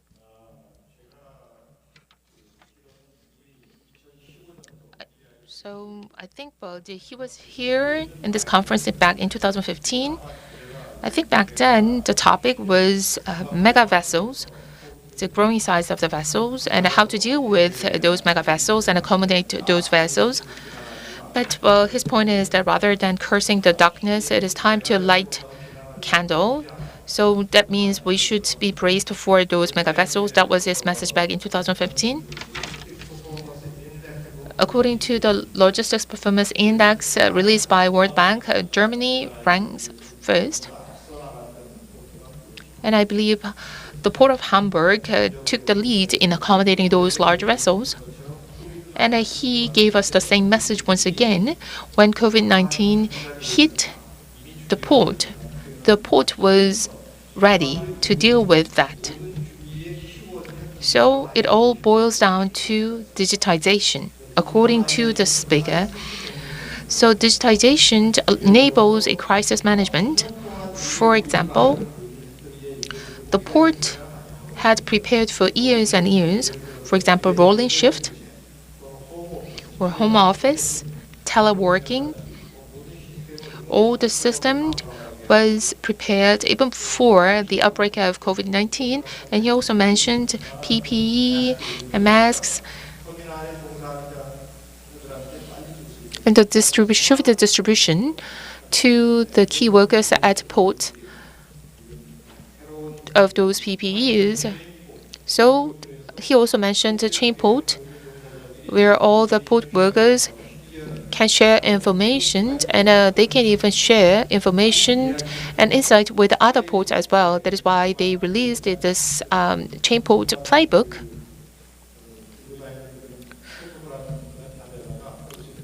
I think this is an online interactive guideline. So this is kind of a cooking book for crisis management, I would believe. Right after the announcement of the Kyoto Protocol, Germany took a preemptive action to introduce various regulations for vehicles, inland vehicles. So how to apply emission technologies to ports and vessels. So how to develop a new technology to be incorporated into ports and shipping network. I could see that he is really IT-oriented. And he also mentioned digital trust strategy, how to build a digital trust. And he also mentioned culture. So one of the key points he mentioned is that I think this was elaborated by Mr. Lars Jansen. Cyber attack and cybersecurity, cyber threat is a very serious issue. And 2020 is the year where we have to light a new candle once again. And lighting a candle at this time is to deal with various issues, even social issues. In addition to that, future port should work more on decarbonization. So TEU should not be the only measure for success of a port. Quality job creation, decent job creation, sustainability, safety, and security, and all these factors should serve as measurement for a successful port. While pursuing technological innovation, I think, although it is not certain, this should be the way for ports going forward. Thank you very much. Thank you. After I listened to this presentation, I thought that Hamburg Port has been quite known for known as smart food, not just a TU, but also value creation through handling those TUs has been quite fabulous. And this port has been the leader in terms of digitization. So this gives an insight for Busan Port to work more on smart port. Now I'd like to turn to the last speaker of the second session. This is one of the two largest ports in the United States. The executive director of Port of Long Beach, Mr. Mario Cordero, will give his presentation, who is also the former chair of the Federal Maritime Commission. I'd like to invite Executive Director Mario Cordero for his presentation on Port of Long Beach fueling the economy during the global pandemic. Please enjoy. Hello, I'm Mario Cordero, Executive Director of the Port of Long Beach, and welcome to everyone at the Busan International Port Conference. I'd like to thank the organizers for inviting me to virtually join you today and share how COVID-19 has affected operations here at the Port of Long Beach and how we are managing those changes with our customers, our workforce, our industry partners, and our community. I hope that you and your families and your colleagues are staying safe and healthy during the unprecedented time in history. As you know, global COVID-19 pandemic came on the heels of a prolonged trade war with China that disrupted the entire supply chain for more than a year by slowing volume growth and creating artificial peaks and valleys. No one had any idea of how the pandemic would affect trade and the economy. The scope and reach of this pandemic's impact on the global economy is unprecedented. This is the first time virtually every sector of the economy effectively shut down.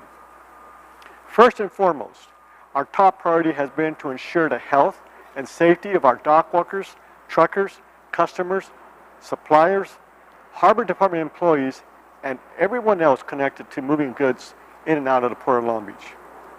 We've worked hard to ensure that we remain safe so that we could do our jobs. From the start, operations remained open at the Port of Long Beach. As the nation's second busiest seaport, the role of the Port of Long Beach is to make sure that we remain open and operating to keep cargo moving and help in any way to facilitate economic recovery. As Chinese imports slowed down in the early days of the pandemic, we gathered and reported critical business information and sharing it with our supply chain. Timely information is critical for our customers and industry partners to be able to make real-time decisions and adjustments to their operations. At the Port of Long Beach, we started a web page for stakeholders on terminal gate hours, ships in port, and other vital information. It was critical for us to do everything we could to keep the cargo moving because it is so important to the economy. As the disease made its way to the United States, we saw a massive wave of economic uncertainty, decreased consumer spending as people across the country lost their jobs, followed stay-at-home orders. On the docks, terminal operators increased the frequency and intensity of cleaning efforts in common areas. Our port administrative building, Joint Command and Control Center, and the maintenance facility were closed to the public, but the port staff continues to work by phone and online. We also donated 300,000 masks and other forms of PPE and established a COVID-19 testing site within the Harbor District that is accessible to our longshore workforce, our terminals, our truckers, Harbor Department staff, and even port-adjacent business and the community. The decline in demand for imports led to a rapid rise in canceled sailings. The San Pedro Bay Port Complex, which includes us and our neighbor, the Port of Los Angeles, had 41 canceled sailings in the first half of 2019. In 2020, we saw a combined 104 canceled sailings during the first half of the year, 37 of which were destined for the Port of Long Beach. It was during this time that the Port of Long Beach created the Business Recovery Task Force to respond quickly to the current challenges facing our port and lay the groundwork to maximize recovery for when cargo rebounds. We are also engaged in mobilizing the supply chain partners. That preparation helped when our fortunes changed in July. We had started off the year with consistent but reduced cargo flow. Then it was time for the tables to turn. Trade jumped 21% from July 2019. In fact, it was our busiest month on record with 753,081 TEUs. In September, we reached 795,578 TEUs, a 12.5% increase from September 2019. And August 2020 was our best August on record, up 9.3% from the same month last year. Taken all together, the third quarter of 2020 was our best quarter on record. Imports were up as demand increased for medical equipment due to COVID-19 pandemic. But we also saw increased demand for furniture, paint, and office equipment as consumers make home improvements and work from home during the COVID-19 pandemic. We're also seeing an increase in agricultural exports, largely due to the Phase 1 preliminary agreement announced last December by Washington and Beijing.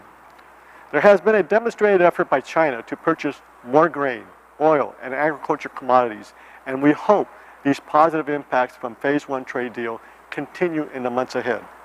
However, I am cautiously optimistic about these signs of recovery. We must maintain a high level of customer service and address issues raised by our shippers. Going forward, our mission will be business recovery and market share growth. This was our focus prior to COVID-19 and will continue to be our focus as we recover from this pandemic. We're dedicated to providing top-notch service to our customers.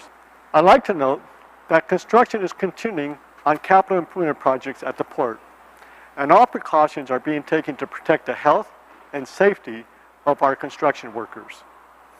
It is important that we continue to modernize the port. As I always say, in crisis, at the Port of Long Beach, we build. In early October, we opened one of the largest, most significant bridge projects in the country that will be used by truckers to carry 15% of the nation's waterborne imports. And next year, the third phase of construction will be completed at the Middle Harbor Project, the most advanced, greenest terminal in the world. And we aren't stopping there. The port is investing $1.7 billion in strategic projects over the next 10 years to enhance marine terminal productivity, deliver greater efficiency to our customers, and improve the sustainability of our operations. In fiscal 2021 alone, approximately $380 million has been budgeted for our capital projects, which comprises 58% of our total budget. In closing, I'd like to say that the Port of Long Beach is prepared for recovery. We are examining how to obtain the resources we need to help the entire region to recover. The Port of Long Beach, the port of choice, has weathered economic adversity in the past and emerged stronger and more competitive because of our infrastructure was ready when the economy rebounded. Thank you for your time, and I hope you stay well and enjoy the rest of this conference. 네, 박수 다시 한번 부탁드립니다. Please give him a big round of applause.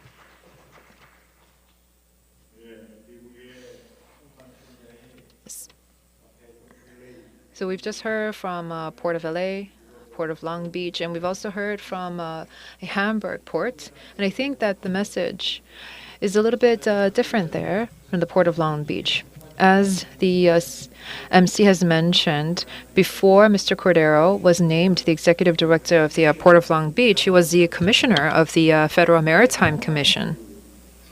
This means that his background is a little bit political, and his background is also in law. So if you listen to the expressions that he used and his tone and manner, it's very much similar to what you would find in a federal commission. He was talking about how, when the economy was shutting down all around them, that they launched a website to show that cargo is consistently moving. I believe that this is a key principle in U.S. transportation, seamless transportation. This is something that the U.S. Department of Transportation has already been saying since the 90s and even before then. And he also talked about what they could do at Long Beach to try to allow for the constant stream of medical supply flow. And he also stressed that the San Pedro Bay, where LA and Long Beach ports are located, that they also created this business recovery task force team working together with supply chain partners. And as a result, they were able to have unprecedented amounts of TU, about 22% in July, over 9% year-on-year in August, and even more, over 10% year-on-year in September. So he was talking about this increased TUs, and he also talked about agricultural imports, because the U.S. is a very big agricultural exporter, on how to export agricultural produce and oil to China. And he also stressed the importance of customer service. Lastly, I believe he emphasized the importance of how they want to modernize the Port of Long Beach, how they're investing heavily in CapEx, that they want to become the greenest terminal in the world. Going 10 years in the future, that's going to be $17 billion that they're going to invest, $1.7 billion that they're going to invest in the next 10 years. He's talking about this $380 million budgeted for capital projects. Thank you very much for the presentation. I would like to thank our moderator and our speakers again for their excellent session.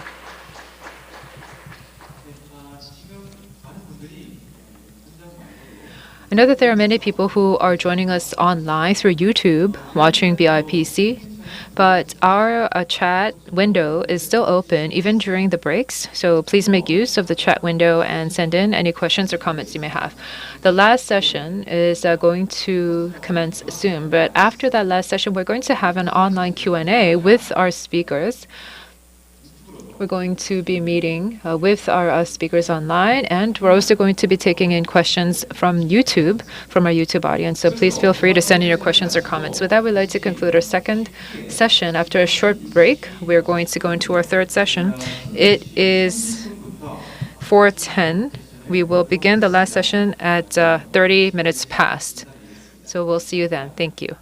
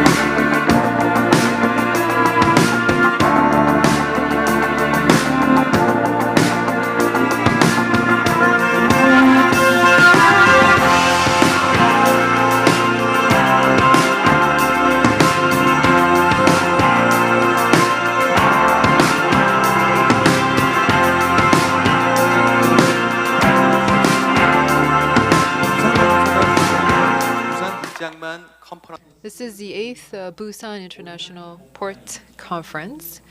We are operating on a hybrid format, both online and offline, and we are broadcasting this live on our YouTube channels. We'll now go into our last session, and I just received word that this session is really going to be the highlight of today's BIPC, so please stay with us until the end. But I do want to ask you a question before we go into the session. When you think of COVID-19, do you consider this to be a one-off event for the maritime industry? I think that most of you would agree with me when I say that this is not going to be a one-off temporary event. But why is that? Why is this going to be a game changer? So if I were to ask you that question, it might be a little bit more difficult to give a good answer because that answer would involve some level of research, which is why we have prepared this next session where we can find some answers to that question. This is COVID-19 Lessons and Messages for the Future. We have a joint presentation by two speakers. Our first speaker is Theo Noteboom, a professor at the Shanghai Maritime University and also at the University of Antwerp and Ghent. We also have a joint speaker, Jean-Paul Rodrigue, professor at Hofstra University. We will now meet with them via video now. Good day, everybody. My name is Theo Noteboom. I work for Shanghai Maritime University. It's a great pleasure to be presenting at this Busan International Port Conference, the 8th conference already. This will be a joint presentation with my colleague. Hi, my name is Jean-Paul Rodrigue. I'm a professor at Hofstra University in New York. Yes, and we will be talking about the impacts of COVID-19 on logistics, shipping and ports, singularity or new normal. Okay, thank you. So when we look at this, when we look at a crisis, we have to underline that a crisis sometimes does not create anything new. It simply exposes the vulnerability of a system. And right now, this is what we are contemplating is the global maritime shipping system and the port system and supply chain can be subject to an whole array of vulnerabilities, such as, of course, a rebalancing of supply chains in terms of decisions, in terms of where supply, demand, in terms of consumption. We saw a lot of supply chains being exposed to stresses. We see their reliances, or resilience also would be a better term, to a series of propagation and backpropagation mechanism. And we are start to looking at what is the fine line between what we can call abundance. What is abundant is now a little bit more scarce, and once you be scarce is a little bit more abundant. And therefore we are experiencing a lot of repricing within supply chain. And the question that Theo and I will try to address a little bit is to what extent we are dealing with a singular event, something which is unusual and which is going to go away, or is it something which is going to last for a while, which is going to create some kind of a new normal. When we look at supply chain, we look at a series of propagation and backpropagation mechanisms. They are subject to a series of shocks. which could involve raw materials, could involve parts, could involve the workforce, and could also be subject to demand shocks. And when there is I would say, a crisis, it is usually taking place over one element of the supply chain, over one specific aspect. For instance, the financial crisis of 2008-2009 was more of a demand shock, where a series of impacts took place and then it started to propagate. Right now, the pandemic has involved shocks over every single aspect of supply chains, and it has forced their adaptation. So that's a part of the complexity of the situation. To look at the chart that maybe many of you have seen over and over again, but it is worth considering that the current pandemic is taking place in a series of stages. And we are arguing here that essentially at this point we have 4 major waves of the COVID-19 pandemic over supply chains and maritime shipping. The first wave, which essentially took place in China, was a supply shock. And then as a pandemic took place around the world, we saw gigantic demand shocks with lockdowns. And as time moved on, we saw a series of measures to adapt to this, and eventually the supply chains start to, I would say, improve, and I would say the shocks start to recede. And now we are entering, you could say, a very uneasy phase of the pandemic, which can be called divergence. By this, we mean that you start to have a series of different effects across supply chains, which varies across countries and regions. And it is becoming very, very difficult to understand the full impact of the pandemic, because some areas are doing better than others. And essentially this chart represents the series of shocks that took place, the supply, the demand, and also Theo can mention a little bit more about this. Yes. So if you look at the first few shocks, the waves, that was a supply shock followed by demand shock.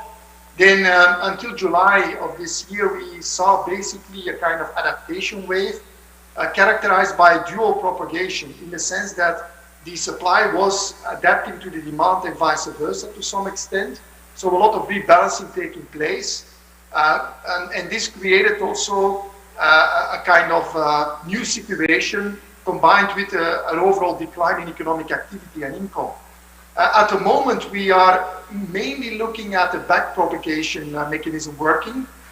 We see, as Jean-Paul already mentioned, quite a different situation in different parts of the world when it comes to COVID-19. But at the same time, we see also that most of the parts or regions in the world are seeing an enormous bounce back in terms of demand, partly also because of the restocking that is taking place. We'll be talking about that also a bit later. For the somewhat medium term, it's going to be very interesting to see to what extent consumption patterns will be mainly driven by material products, or will be shifting more and more to the material things like entertainment, travel, and these kind of things we had to miss so long during the lockdown situations. Okay, so when we look at these shocks, is there a way to anticipate or try to evaluate what is their overall impact on the demand and the supply? And that's, and there's a fair amount of economic theory behind this. So when you have a shock, you start to have a differential impact by product category, ranging from basic goods all the way down to luxury goods. And usually these are the durable goods that are most impacted by shocks. And so we're going to try to see what's happening here by product, and that tend to explain a lot of the situation in ports and supply chains around the world.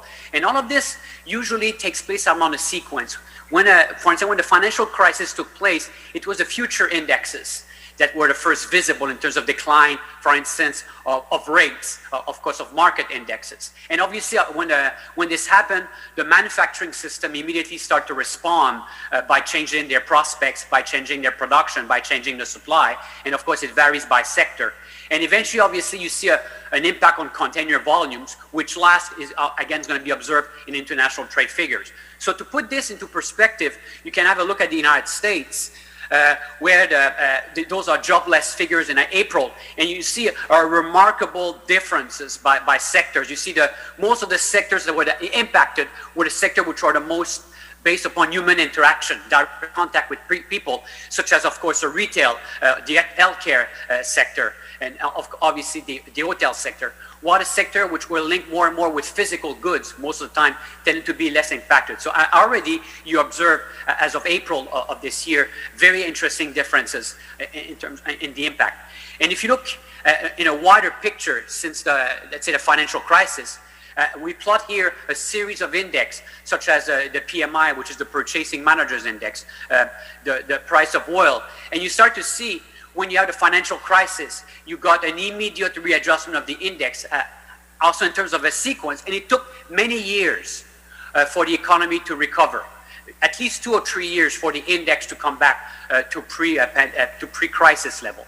What is, and of course, all of this was, I would say, the consequences of an internal shock. That is, it was the financial sector that was vulnerable, and it created eventually consequences that multiplied. Obviously, with COVID-19, we're dealing with a completely different situation. The shock is not internal to the industry.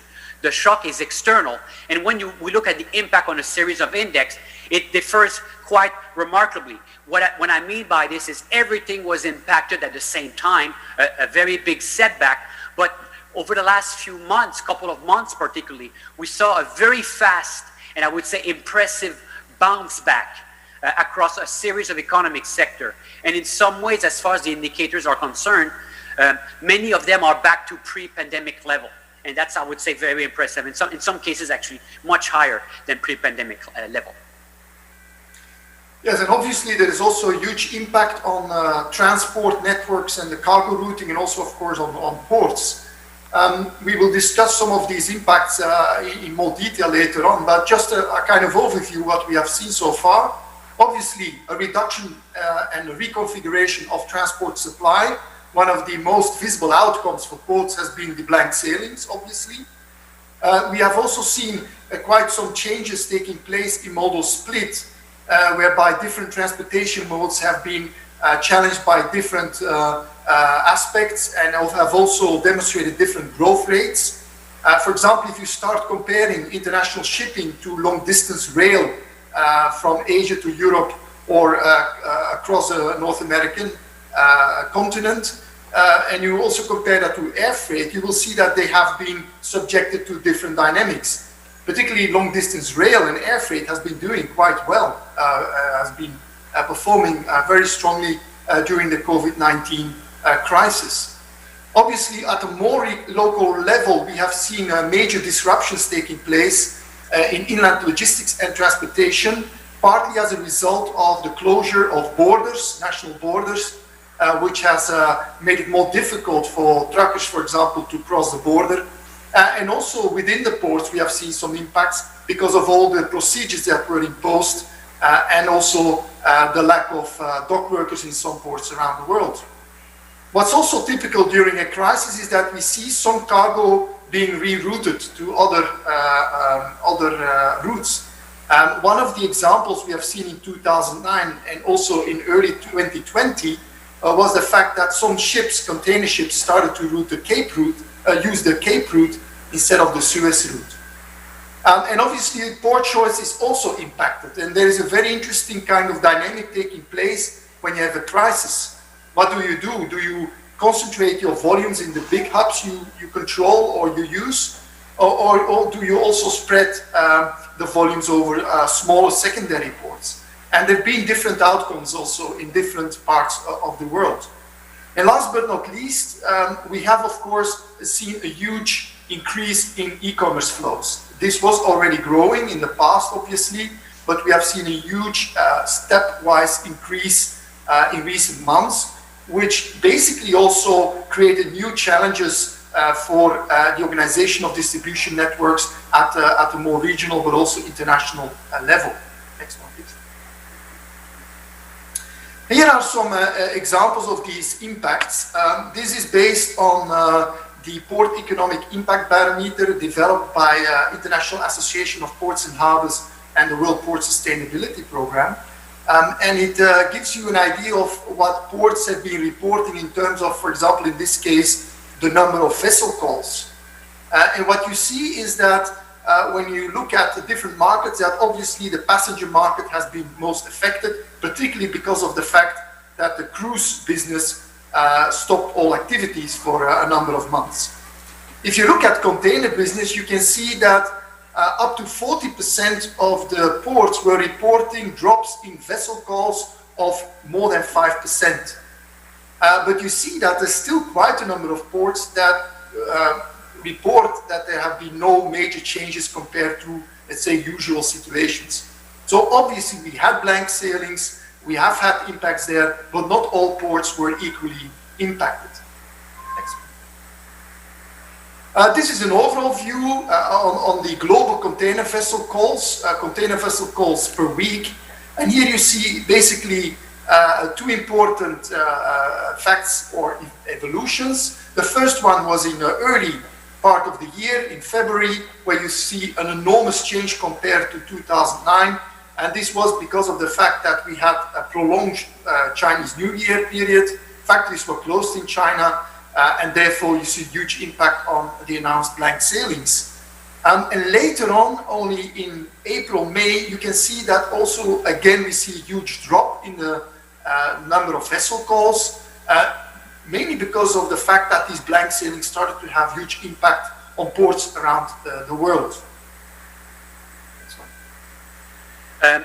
Also, when we observe a trans-Pacific traffic between with the United States, particularly, we saw something which Theo has already noticed, a remarkable effect. Usually what happened during the financial crisis is, of course, maritime shipping companies saw a very steep decline in container volume, and they had very little pricing power. And the outcome of that was a substantial decline in rates. And what is happening during COVID-19 is the exact opposite. Shipping lines are using capacity management to control rates, and the exact opposite situation happened. As you can notice here, trans-Pacific rates between Asia and the United States have increased quite substantially since the beginning of the pandemic, which created quite interesting and complex situation for non-American ports. In the fact that we saw larger ships coming about, obviously a variation in blank sailings, and difficulties in terminal management because of the compression of the operation. And paradoxically, as some volumes were dropping, you saw more congestion at ports taking place. Yes. Let's go into the freight rates issue a bit further. This is a representation of the Shanghai Containerized Freight Index, the comprehensive one. Shanghai Containerized Freight Index looks basically at the rate evolution in terms of export out of China.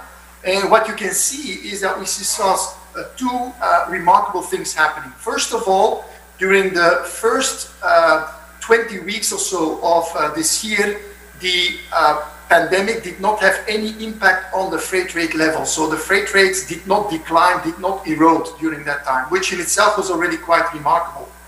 And then you see the yellow line going up after early May, and this is really the peak in demand that is building up. You see that in May, shipping lines were still idling about a little bit less than 12% of their fleet capacity.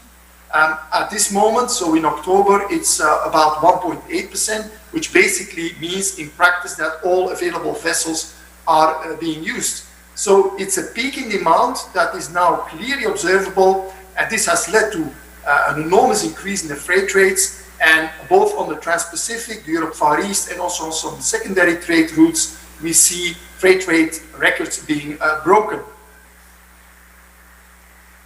And this obviously has contributed in a very positive way to the overall financial bottom line of the shipping lines. In sharp contrast to what happened during the financial crisis in 2008-2009, shipping lines are now recording or reporting positive operating margins, particularly in Q2 of this year and also Q3. The figures are not available yet, but the signals and the news we get are very optimistic. So Actually, this is one of the major crises we ever had, and the overall financial situation for the shipping line is much better than in the past couple of years. Again, in the financial crisis year 2009, this was not the case. We saw negative operating margins of up to almost minus 20% for the industry as a whole. And I think there are a few reasons why we see this difference. First of all, there is, of course, the internal shock versus external shock element that Jean-Paul was referring to. But secondly, we have to take into account that the market looks quite different today compared to 2009. In 2009, the top 10 shipping lines controlled about 71% of the global container fleet capacity. Today, that's more than 91%. On top of that, some people might recall that in late 2008, the European Union outlawed liner conferences. And liner conferences were trade agreements between shipping lines focusing on price fixing and also capacity management. Joint price fixing and joint capacity management. Now you can imagine if you outlaw such a mechanism just before the start of the financial crisis, you basically leave it up to the shipping lines individually to solve the problem. So that led to a lot of irrational behavior and a kind of own strategy to combat the crisis. Today it's different. We have no liner conferences anymore, obviously, but we have alliances, and these alliances have had a bigger and bigger impact on capacity management on the east-west trade routes. On top of that, the European Union in late 2019 decided to extend the so-called block exemption regulation, or BER, which means that for the next 4 years, shipping lines will be able to continue working together in alliance formations despite the antitrust rules in Europe. So this gave an additional element to be prepared for COVID-19 crisis. Let's look at what happened in the ports. What we have done is we basically compare the growth in 2009 to the growth in the first half of 2020, TU growth of the different ports. And we start with Europe, the top 15 container ports in Europe. And as you can see in the circle, we have some ports which seem to be very vulnerable to crisis because they saw huge drops in demand in 2009 and again for the first half of 2020. These are ports such as Barcelona, Hamburg, Genova, and Le Havre.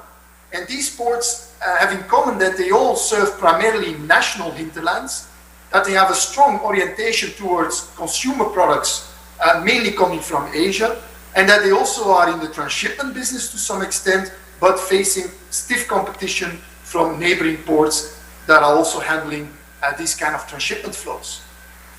If you look on the positive side, you see, can you go back? Yeah. If you look at the positive side for Europe, then you see only one port that has been able to have stable results, meaning no traffic decline, and that's Antwerp. And this is mainly because Antwerp is specialized in commodities, in basic goods, and they have been less impacted by the crisis, and also because of the strategy of MSC to further use Antwerp as its North European hub. Next one. If you look at the Americas, we here list the top 10 container ports in North America, as well as the top 10 container ports in South America and Central America.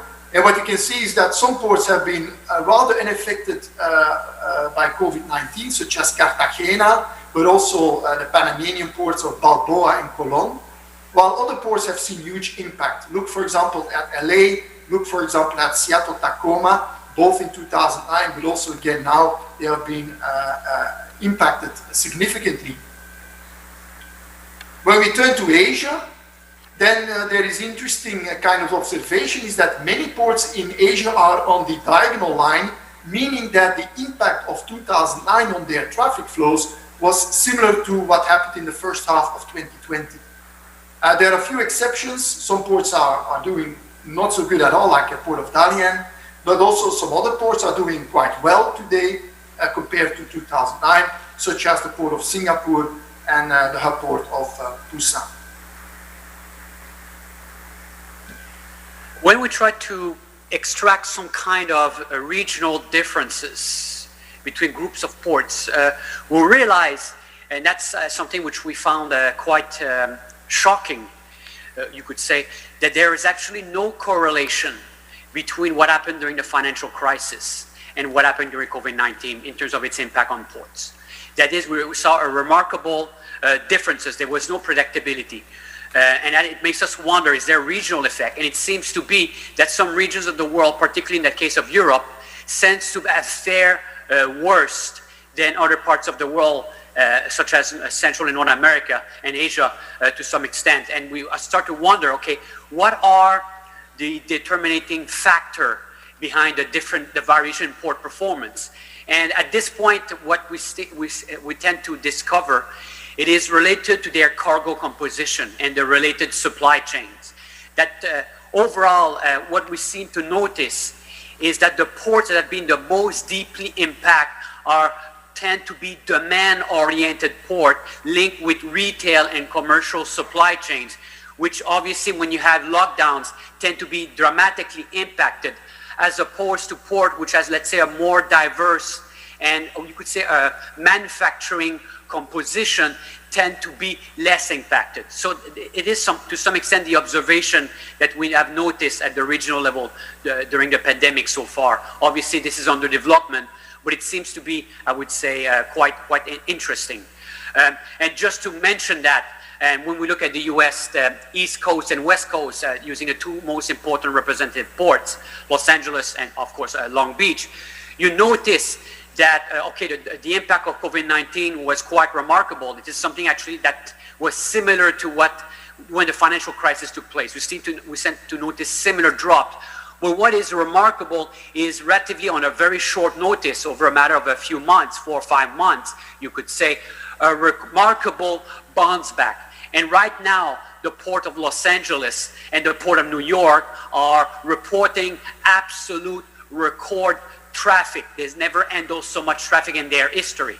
So it tells you that the prognostics are relatively good in terms of the recovery from the pandemic. Again, the risk is, are we going to get a fast recovery and then a bounce back to the previous situation?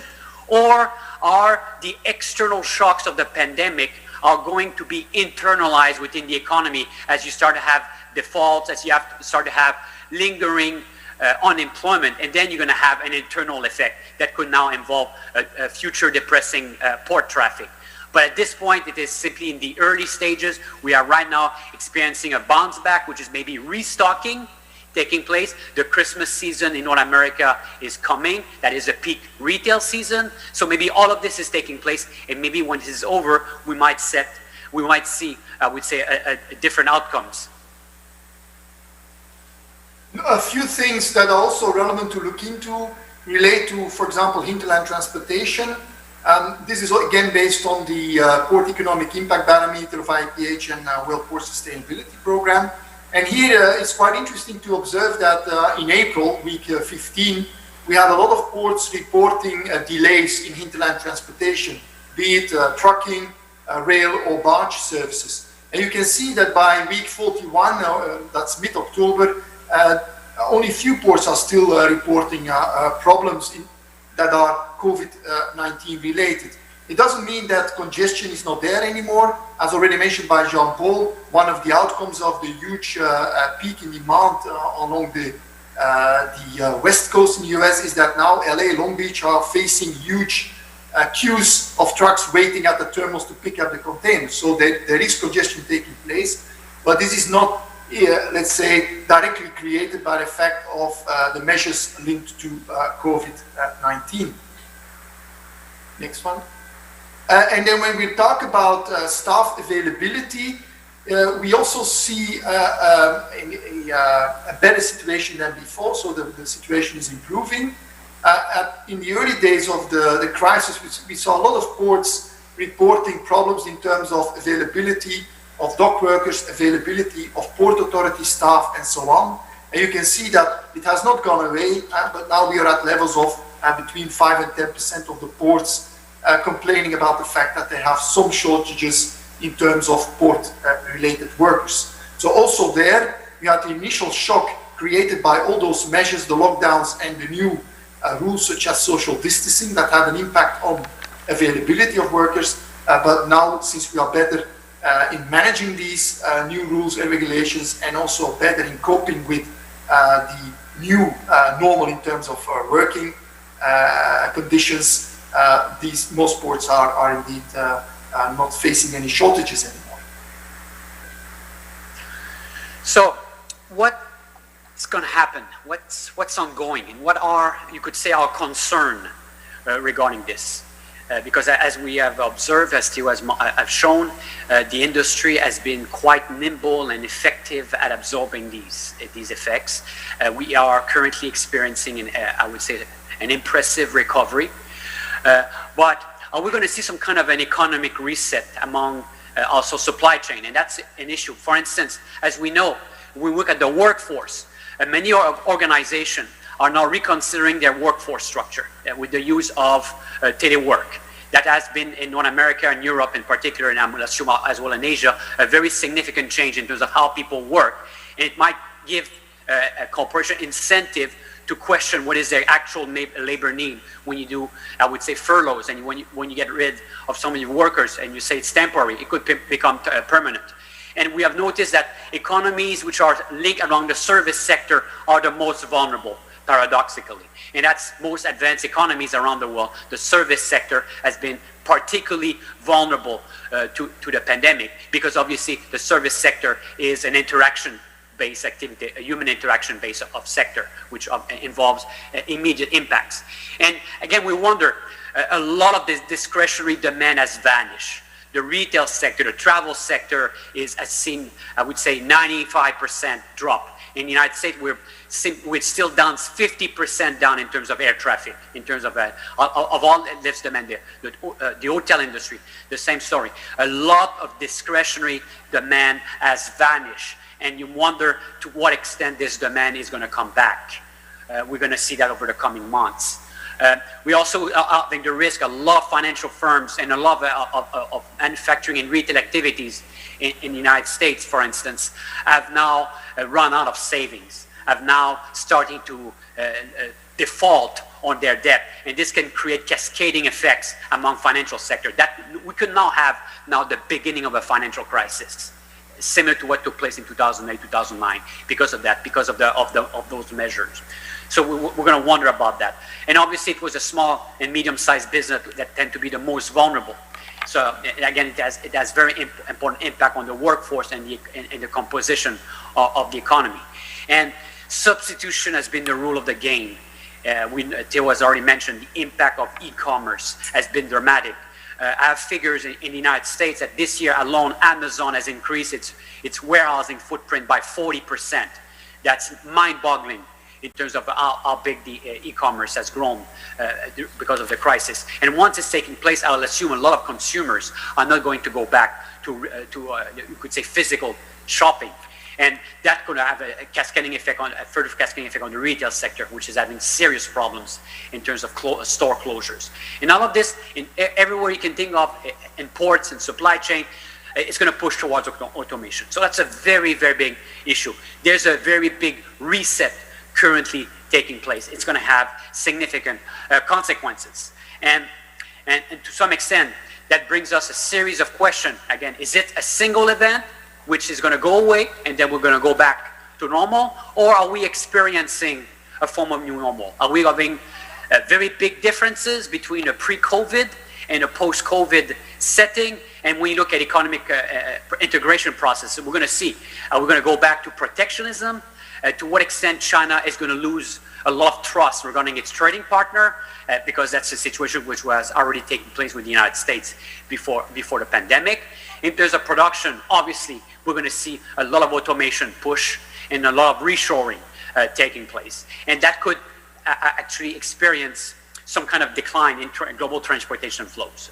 Now we have a bounce back, but overall, we're going to see over the next year or so, when all of this is said is gone, an actual decline. And to what extent all of this is going to create inflationary trend or deflationary trend, we're not too sure. Most likely deflationary trend and a very big repricing concerning commodity prices. And that brings, of course, a lot of questions to Korea and a port such as Busan. Maybe Theo, you can mention what might be the prognostic regarding yes, that. one of the challenges I think will be on how Busan can react and can deal with the risk of seeing export-oriented manufacturing activities moving away from China to other parts of the world, including, for example, Southeast Asia, Vietnam, Indonesia, Bangladesh, also India, but also even countries in Africa, where, for example, Kenya and other East African countries are very active in trying to lure some investors in for these kind of production activities. And on top of that, there is also a big, I would say, interesting growth perspective in the sense that since reshoring, nearshoring activity probably is going to increase in the future, there might be a relative increase in the intra-regional importance of intra-regional trade. So intra-Asian container flows are already by far the biggest flows in the world, and I suspect that the dominance of intra-regional container flows will increase further in the future, which then of course poses a lot of interesting opportunities for big trading hubs such as the Port of Busan. So I think we're at the end of this presentation. Jean-Paul and I, we both thank you for listening to us, and we also refer you to one of our projects we're working jointly on together with our colleague Thanos Palis in the framework of a book on port economics management and policy. Yes, thank you very much for your attention. It was a pleasure for us to give you this perspective on a very, I would say, dramatic event which is unfolding, but which also allows us to learn a lot about the industry. It's very interesting what's happening in terms of all the stakeholders are behaving. 네, 마지막. Thank you very much for that last presentation. Let's give our speakers a big round of applause.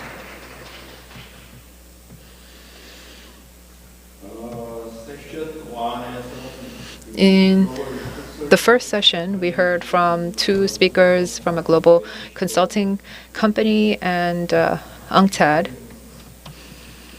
They were talking about the shipping industry primarily. And in the second session, we heard from the Port of LA, Port of Long Beach, and the Hamburg port, the different perspectives from the port side. And then we heard in this session from leading scholars in the maritime industry. One person was in the East Coast in the US and one person is in Belgium, but they have a lot of different positions. They are very famous scholars, very heavily cited in the academia. They told us about the different impacts that COVID-19 has on different aspects of the industry. So simply put, they primarily compared this current COVID-19 crisis to the GFC, the global financial crisis in 2009, from the fourth quarter of 2008 up to 2009, and compared that and contrasted that against this current COVID-19 situation, this world that we're living in 2020. KMI is also a public think tank, so we are doing similar research projects. I think that we share similar perspectives. I think that when COVID-19 first struck, we wanted to see what the global economists were thinking. There's a global association called CPI, or Center for Economic Policy, CEPI. And about 1,500 economists gather at the CEPI, and they put out various research papers, and they all said pretty much the same thing, that COVID-19 will lead to supply shock, demand shock, supply chain shock. Three different types of shocks in supply, demand, and supply chain side. So they said that different companies have to react really quickly and overcome from this. And as Jean-Paul Rodriguez said, consumption, production, and trade have all been impacted by COVID-19 through PMI, different WTI indices, that the same indices that we are also looking at KMI. And talked about port network and cargo rerouting that is going on globally. As Professor Theo Notteboom really elaborated on in his presentation. And what we really have to see is that the past hub and spoke system is moving on to different for ports that have gone beyond port closures. There are many secondary ports that have been idle in the past that are being used. And another noteworthy site is the rise of e-commerce globally. That's also a big pattern. If we look at the vessel core, they said that it has been going down. They also gave us some regional snapshots. Trans-Pacific, we've heard this all day from consulting companies and even from the port side that compared to 2009, one of the biggest differences between then and now is that liners learned from the 2009 GFC that a lot of this consolidation has led to smaller players, bigger players dominating the industry, and they were able to do very good in terms of capacity management, which means that these blank sailings in the existing routes, they've skipped over existing navigation and sort of minimize their routes and minimize their costs and try to maintain freight rates, even despite congestion. The Shanghai Container Freight Index tells us that in the 21st week, so that has to be April or so, at the time, blank sailings were 11.5%, but because good market conditions have prevailed, it's now 1.8%. So almost there are no idle ships, and yet freight rates are still being defended very well. And the reason for that is because COVID-19, compared to the GFC, is that in the past, GFC led to about minus 20% operating profit loss. But now many of these liners are seeing very great market conditions that they cannot stop grinning. They're doing very great in terms of market control. And with all the consolidation, this has led to higher bargaining power. And they're doing really great joint capacity management. So this is something that we've heard all day. And also they've talked about the impact of the different ports. In 2009, Singapore did very well. Busan did also very well compared to its performance in 2009, as you know. The different impacts seen across different regions. Some of the ports that have been doing well, as we've heard from the Port of LA, is that their volume has really gone up. New York has also seen a lot of TEUs.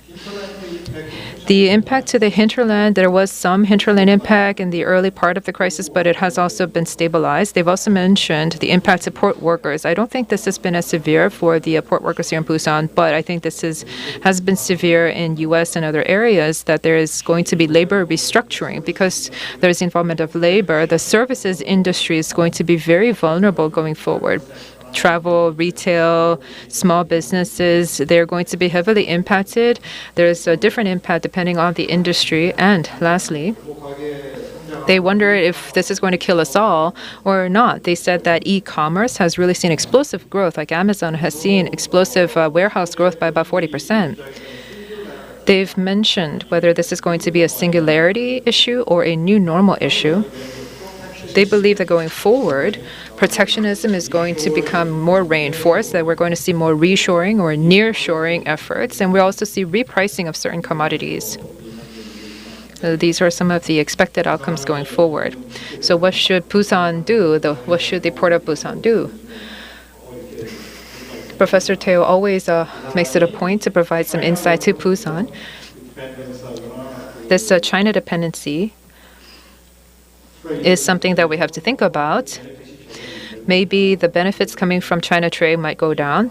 And to offset this, we can look to Southeast Asia or to other areas, maybe to shift, rebalance cargo trade to those areas from a strategic point of view. I think that we have all of our panelists logged in with us now, it appears.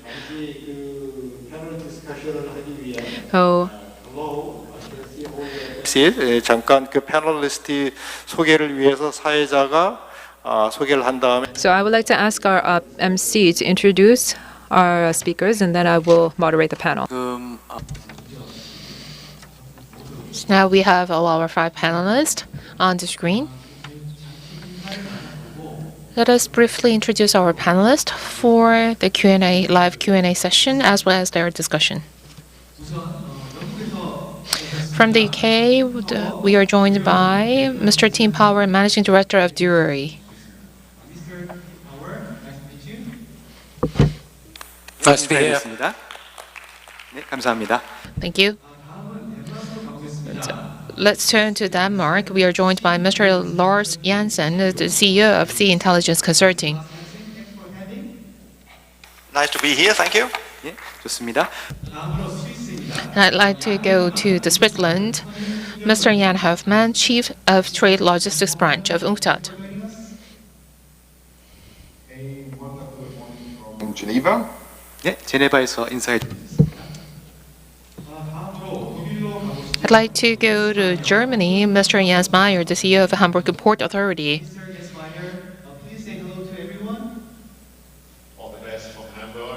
Morning. 네, 인사해 주셨습니다. Last but not least, I'd like to go to Belgium. Mr. Thierry Tavim, the professor of Shanghai Maritime University, and who is also the professor of University of Antwerp and Ghent University. Morning, good afternoon to everybody. 네, 감사합니다. Thank you. Now I'd like to hand this microphone over to the moderator for a panel discussion, and after that we will have a live Q&A session. Since there are many questions posted on YouTube platform, so after the Q&A session, we will also some questions from the floor.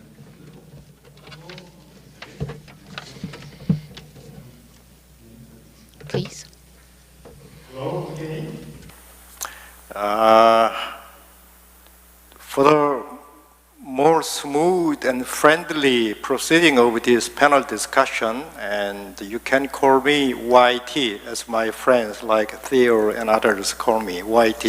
So therefore probably I may be allowed to call you your first name. Am I right? Tim? Yes. Okay, Yes. right. So Of course. okay. And when I was asked to run this panel discussion, actually, although any specific question has not been given to you, I was thinking about three probably directly related questions to today's session. The number one question is about more consolidation, actually, especially after the bankruptcy of Hanjin Shipping, because we are based in Korea, where the Hanjin Shipping, as you are aware, was number 7 container lines in the world. However, it went bankrupt in 2017. Somebody behind the scene might have probably powered the bankruptcy of this one beyond Korea, because we are now observing much smaller number of alliances, which is actually gaining much more bargaining power, keeping up the high freight rate. So my first question, what is the probably assessed impact of some couple of former major shipping lines bankruptcy, such as Hanjin and probably NOL and Singapore, especially about the Hanjin Shipping? And because, as you are aware, if any major shipping line goes bankrupt, there will be more oligopoly power, which will allow those small number of alliances or market player to play the pricing game, whereby we are observing much higher freight rate. So therefore, I'm trying to ask you, any of you, actually make comment on first question. And the second question, all day long we have heard about the COVID-19. The last speaker, two speakers, brought up about this important question, whether it is singularity phenomena or it is a new normal which will last much longer period. So if you believe this singularity or new normal phenomena, how would be responses by the industry? So that's the number two question. Final question,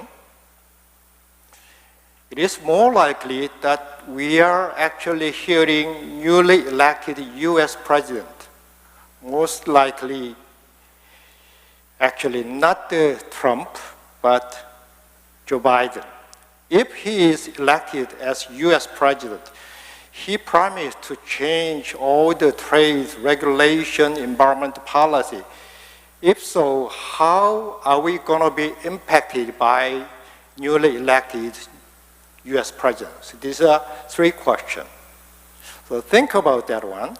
And after we go around about these three questions, and I will move on to some of the questions which arrived at the organizing people much in advance. So I will go for those already arrived questions. And finally, because our session is actually connected with the YouTube system, some other online system, as well as here in-person participants, the floor will be given either to those online participants or in-person participants here. This is my time plan. Before moving on, any question about my idea of running this discussion session from the panelists? Sounds marvelous. Okay. Theo, you okay? I can see your happy face. Very good. Okay. Yes. Jan? All good, perfect. Okay, you look much handsome with all the beards and other things. Okay, so let's move on. First question, impact of those actually bankrupt shipping lines, especially Hanjin, the impact of this one. And anyone like to speak about the impact of this one in terms of more actually heightened bargaining power with smaller number of alliances, which keeps up the high freight rate? Anyone? If so, please raise. Okay, I can see Lars, Yeah. Tim, Theo. Okay, okay, Jan as well. Okay, okay. Let's start first. The very simple answer is that the Hanjin bankruptcy in itself didn't really change the trajectory. The industry had been on a path towards this level of consolidation essentially for the last 20 years. This is the logical point for the industry to get to. Otherwise, you cannot make a profitable industry out of the commodities that the shipping lines are selling. So it doesn't really matter whether individual large carriers go bankrupt or not. This is where we would have ended up anyway. And whether we are at the end of consolidation depends on your view. For intra-Asia, we are not at the end. We are at the beginning of a consolidation drive. For the major carriers, it basically depends on whether you believe the carriers will continue to enjoy the exemption and are allowed to operate in alliances. As long as they can operate in alliances, there is no rational need for further consolidation. If they lose faith that they're going to be able to operate in alliances, you could see another round of consolidation amongst the mega carriers as well.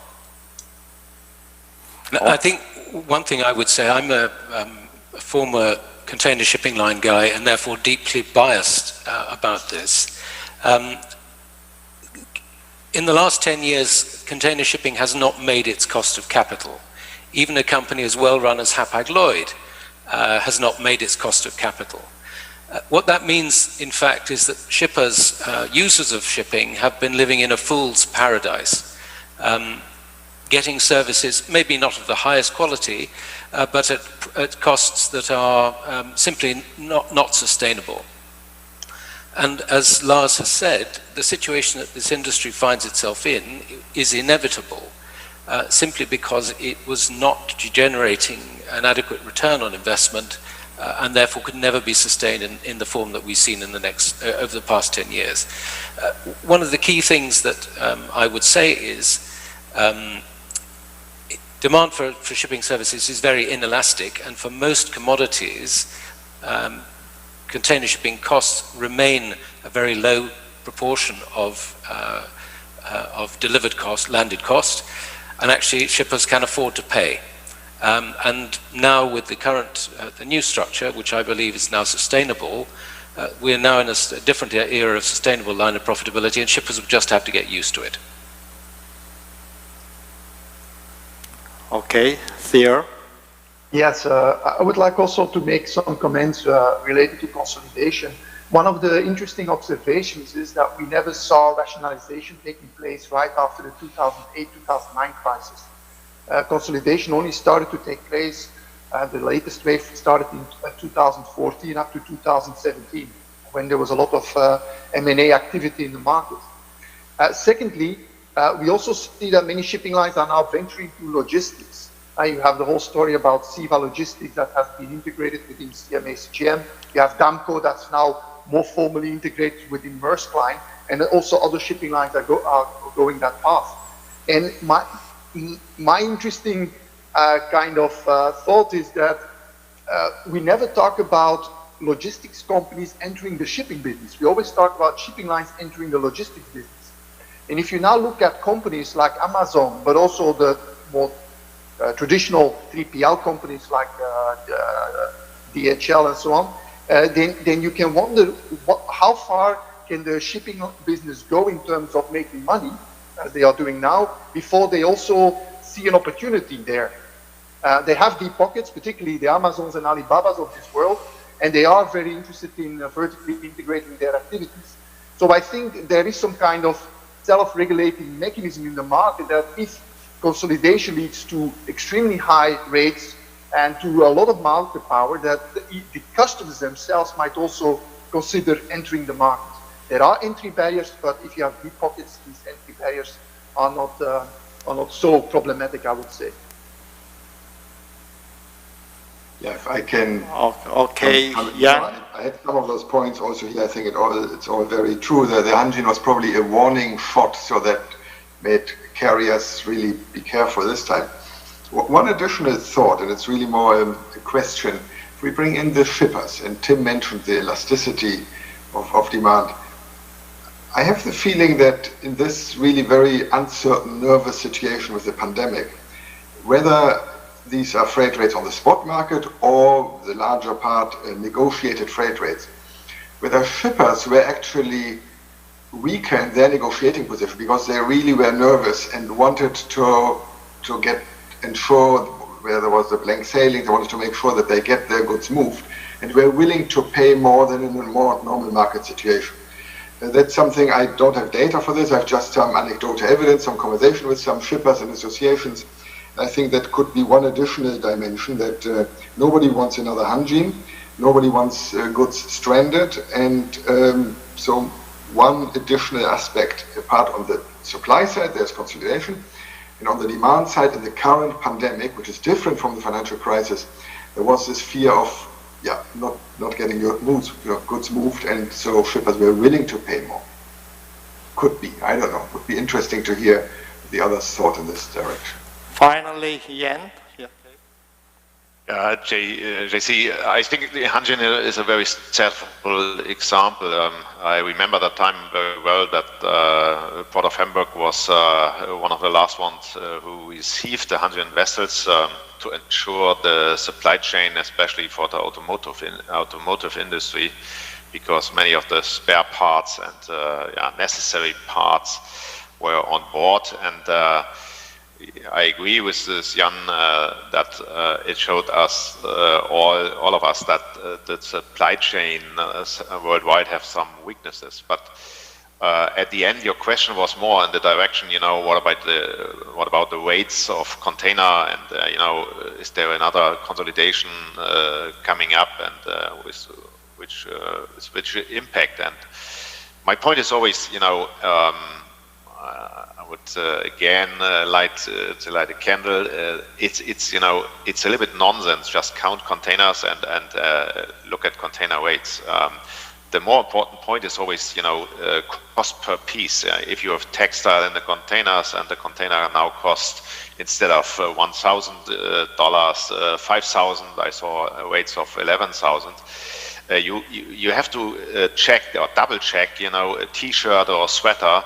What is the impact of the consumer price? And most of the people outside are always surprised if you see the impact of a few cents of the end product. And so I believe in that the new business, for them it's important that shipping lines, but also logistic companies and the partners and the alliances, I would call that, not just shipping line alliances, they have to ensure that they have a sustainable business model.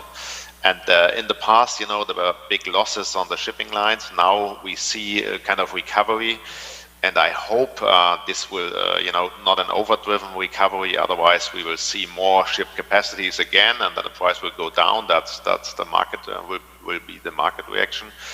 And right now, yes, I'm pretty much just looking on the processes and not on single entities on the market. And I think this is the right way, sustainable business models, and we as ports and maritime experts should ensure that the supply chain management of the future should work well with COVID-19 or other pandemics or not. Okay, 5 speakers seem to have presented a little bit different perception from different angle, although they're situated in local, regional area in terms of checking the actual data, other thing, and we have different feeling. But because of time limit, we should move on to next question. Okay, the next question is related to Theo's presentation. This COVID-19, the impact is singularity or new normal, which will last much longer period. If any one of the case, what is more likely to be the responses by the industry? Okay, Lars. The interesting part here is I don't see this as a singularity. I don't see it as a new normal. I see it as a large amount of fluctuation around a norm that does not necessarily change. Right now, keep in mind we have a lot of moving parts. On one hand, we have rapidly escalating freight rates, but in recent weeks, this is not because of supply and demand, it's because of equipment. If you look at the SCFI index that just came out here an hour ago, you will have seen freight rates now from Shanghai to Southeast Asia doubled. And we are at a level that we only saw a spike in early 2010, which was also at that time driven exactly by equipment shortages, nothing related to the vessels. This is temporary. As equipment gets repositioned, as we get new containers delivered, that part of the problem will go away. Secondly, we are at a point where, to be quite blunt, the numbers do not add up. We have a huge boom in cargo, especially to the US. We have a US that's in a recession. We have negative growth in consumption in the US. They are temporarily spending money on goods because they cannot go to bars or take a vacation. That will not last. On top of that, we see a huge shift away from stores over to e-commerce. For the e-commerce guys, this means they need to build up their inventories to be able to deliver rapidly within the US. All of these phenomena are short-lived. So right now we have a huge crunch in demand, especially in the US. This will change at some point in time. And let's not forget just how rapidly this can change. I know right now all the carriers are busy telling everyone that they are basically full. They have bookings set for them way into Q1. And I'm sure they're correct when they look at their bookings. However, let us not forget, in spring, suddenly you saw basically all the importers in Europe cancel all of their purchasing orders in Asia overnight as the country shut down. There are no guarantees this won't happen. And again, just as a piece of anecdotal evidence, the Lodestar had a story running yesterday evening from an importer in the UK saying that they also had their air freight bookings solid. Within 72 hours, they disappeared. So let us not forget just how volatile and fragile the market is right now. All of this, I do not see change the long-term trend in global trade. So if you look at the outlook for the next 10 years, from my perspective, it would be the same as I would have presented a year ago. But what we're seeing is an extreme amount of volatility over the next, I would say, 12 to 24 months. So it sounds like you're probably agreeing with this not going to be new normal, which will last another 10 years, whereas we'll temporarily see a lot of fluctuation, especially to US market. Okay. Anyone else? I could see raised hand from Yan. Okay, Lar. Okay, Yan and Jens too. Okay, Yan, you go first. Yeah, thanks. Three quick thoughts. We do see, partly due to the pandemic, a further push towards digitalization. I think I had this also in my presentation. So that is something that could have a longer lasting positive effect on trade efficiency, at least in my member countries where we work with customs administrations, port authorities. That's maybe even something positive. There has been talk about more near sourcing now, or we don't want to depend on faraway suppliers of our medical equipment and so on. Perhaps a bit more longer term reasonable is that industry will try to diversify, not to depend on few suppliers, be it as shipping suppliers or be it as suppliers of inputs. And one more negative thing, however, just recently in UNCTAD we published the latest on investment. Investment of FDI, foreign direct investment, went down by half compared to a previous period, first 6 months where we have data. And that's of course not good for the long-term growth. And this is to some extent a reflection of the increased uncertainty. So if any uncertainty is bad for investment, because investment will want a higher return on investment. So that's somewhat a negative, that might have a negative impact on the demand in the long term. So these were three additional thoughts. Okay, Jens? Yeah, thank you very much. I also believe COVID-19 is not a singularity, but I do not mean that COVID-20 or you name it is the new normal, that every year we have to talk about a new pandemic from the medical standpoint. I think all the port authorities and all the logistic partners have to be well prepared for a crisis at all. In Hamburg we train every year, high water seasons, fire, terror attacks, and we have shadow organizations and I believe that the digitization plays always a fundamental role, that you need to be more flexible. Like Lars said, markets are changing very quick, and the only chance to follow is to be well connected with your partners and to be able to react to the changes. And I believe also that as a port authority, or my position, we cannot influence pandemics. They will come or not, but we can prepare ourselves and all our stakeholders and partners very well. And that was the reason why we also implemented this, that in my presentation mentioned that the playbook, how to manage a crisis. And we have to protect our workforces and we have to protect our supply chains, or sometimes I name it demand change, because it's I see a big change that it's more demand driven than supply driven in the future because of the shorter reaction time. And then I think we all together we have to keep an eye on who is key in the crisis. Sometimes we forget the seafarers. They are very important. Some areas we forget truck drivers and the process, maybe also the changes which will happen.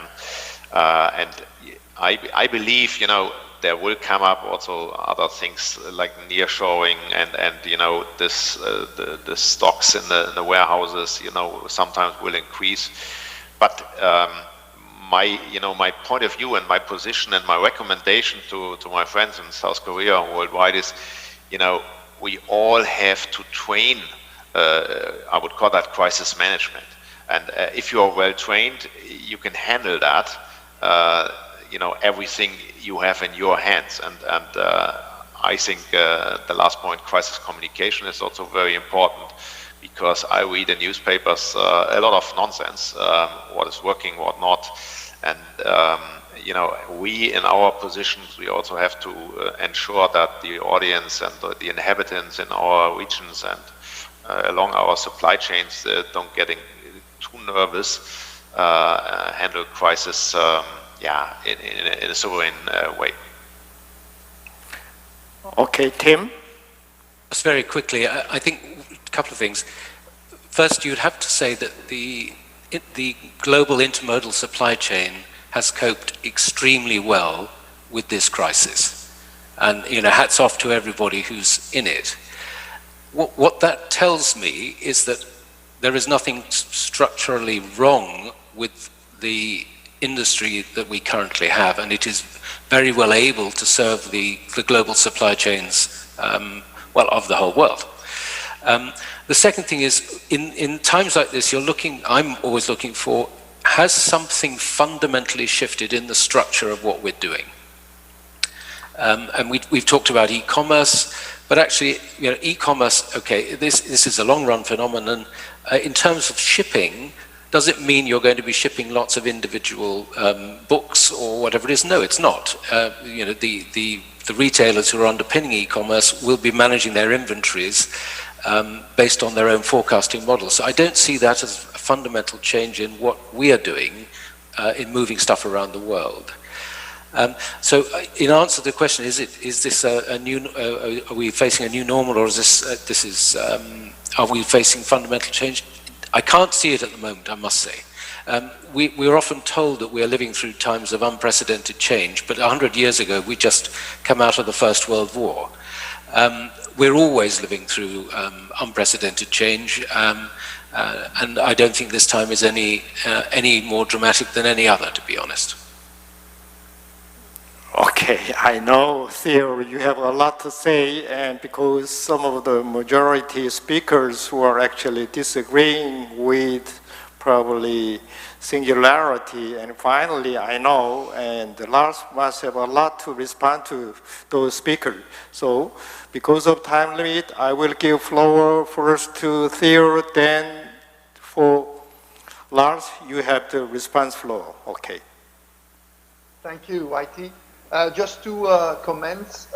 The first one is that I think the shock we are currently witnessing is a clear invitation to players in the market to focus even more on resilience of supply chains. So many of the developments we are seeing right now is part of this whole idea, how can we improve the resilience of these supply chains, whether that's reshoring, nearshoring, whether that is securing capacity, as Lars was mentioning, so trying to secure capacity for potentially future flows and these kind of things.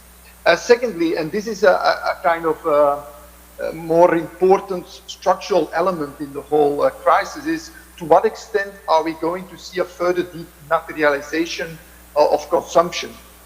This was a trend already taking place in the Western world, where people were observing that people, or particularly young generations, are spending more money on experiences than on physical goods. Is this something this is going to come back even stronger after COVID-19 is out?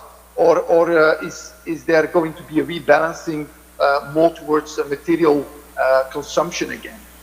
This, I believe, is going to be a key element in the further recovery that's going to take place in economic life, and will also have an impact on which sectors will be thriving in the future.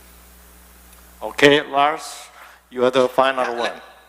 Let me just finally add that we are looking at a new normal, but it has nothing to do with the pandemic at all. We already had the structural change. We had the change so carriers can control capacity and be a de facto oligopoly. The only thing the pandemic did was show this for what it was and do it more rapidly. We do have a massive change in digitalization. That was already underway. The pandemic will accelerate it slightly, but it doesn't change anything. And we already had a beginning dispersal of the supply chain using more sourcing origins instead of just a few ones. All of these were structural fundamental changes into a new normal that were already en route. The pandemic has not changed this at all. Okay, I think we have to move on. And although we may agree about already shipping and the port maritime area have been pushed by this paradigm shift of digitalization, probably as Lars previously mentioned, this pandemic, COVID-19 has more expedited this digitalization. This is common observation. Actually, when I tried to collect a number of papers from our 18 Global Shipping Think Tank Alliance. The common observation for the response to pandemic is they try to prepare themselves for actually more digitalization. That's the common finding. The question whether it is singularity or new normal, probably it depends on how long we are looking at the new change from the different time framework. Anyway, the related final question is, as we are observing newly elected US president, which will probably upset all the previous US government policy in terms of international trade, environmental regulation, and other things, as well as trade relationship with China and other countries, how this newly elected US president gonna impact our maritime industry? Okay, Lars? There are two different things to look at here. One thing is, do we expect to see a material change in trade policy? I would actually not necessarily think so. Even if we do get a change in president, we cannot overlook the fact that basically half the US population still backs up on the policies of the former administration, and you will still have a Republican-dominated Senate. So seeing massive changes in trade policy does not appear highly likely. But secondly, let's also keep in mind that whether this has been disruptive with the US-China trade war depends on your perspective. Because has this drastically reduced US imports from China? Sure it has. Has it drastically reduced container volumes on the Pacific? Not really, because this was just outsourced to other countries around the region. So if I'm a carrier just moving trans-Pacific goods, I don't really care whether it comes from China or Vietnam or wherever. If I am a port in the US, it does matter because the shift down towards Vietnam favors a trading route through the Suez and favors a East Coast routing, not a West Coast. If I'm a transshipment hub like Busan, this is massively important because a shift in sourcing down towards Southeast Asia would disfavor the use of Busan as a transshipment hub. Good. Next. Okay. Jens? Yeah, well, see, I loved your three questions because I can follow up what Tim and Lars have already said, because we were talking big changes because of COVID, and is that the impact, or is it the trading restrictions between maybe China and the US and so on? And I would try to start with that thing. We saw e-commerce and all these kind of things. They have a lot of impact what's in the boxes right now, because the tourist industry went down, so the consumer products went up, because instead of investing in travel, the people bought consumer products. That's what we have seen with huge companies like Philips, for example. They shared with us their data, and it's very interesting. And it's mainly e-commerce, and this had a big impact. The second big impact was, the trading restrictions between countries, and we saw that we have less, material, let me call that, from automotive industry at the beginning, and we saw more timber and paper products in the containers because the medical supply chain was served, and they wanted to produce masks and filter materials and so on. And then there came up the next change that we saw a lot of spare parts and parts from the automotive industry delivered to the US. That has something to do with their restriction, to produce the cars inside the country. Then they are more allowed, let me call it like this, to sell on the US market. From the Port of Hamburg side, I can tell you that we had a huge increase on trading with the United States. At the end, I would like to summarize. America is a big market for all the ports and all the regions worldwide, it's we in the past and also in the future. I'm absolutely sure whoever became the new president that this will have an impact, but the influence is quite small from our side, and I believe. The facts we will see from the inside markets and the worldwide markets will have more impact than who will become the president, because there are needs to consume also in the US and needs also to export from their side. And this is a kind of self-regulating market at the end. I think the inhabitants of a country will be strong enough to regulate that more or less by themselves. That's my impression. Okay, Tim? I agree entirely with what Lars and Jens have said. I suppose the only point of anxiety, and I think this is the case for whoever is going to be president, is that there is a struggle for hegemony now between the US as the great power and China as the emerging great power, and the management of that relationship and the impact on the rest of it is politically going to be very important. You know, we saw the US-China trade wars. My understanding actually is that Democrats have exactly the same trade policy concerns as the Republicans, and therefore I don't see a great change in attitude necessarily. But I would say that an increasingly assertive China and a defensive and anxious the United States could cause problems for all of us. Okay, Theo? Yes, I would like to make 2 points. First of all, I think it's very interesting to see what's going to happen in terms of relations between the United States and African and South American countries. These regions of the world have been reorienting their focus very strongly towards China, but also some cracks in these kind of policies. So if Biden becomes president, will this lead to a focus on South America and Africa or not? This will be an interesting kind of thought. And secondly, as you know, in Europe, in the European Union, we have the Green Deal. Will we see also a Green Deal emerging in the United States if Joe Biden becomes president? Under Trump, this is highly unlikely, but it could be.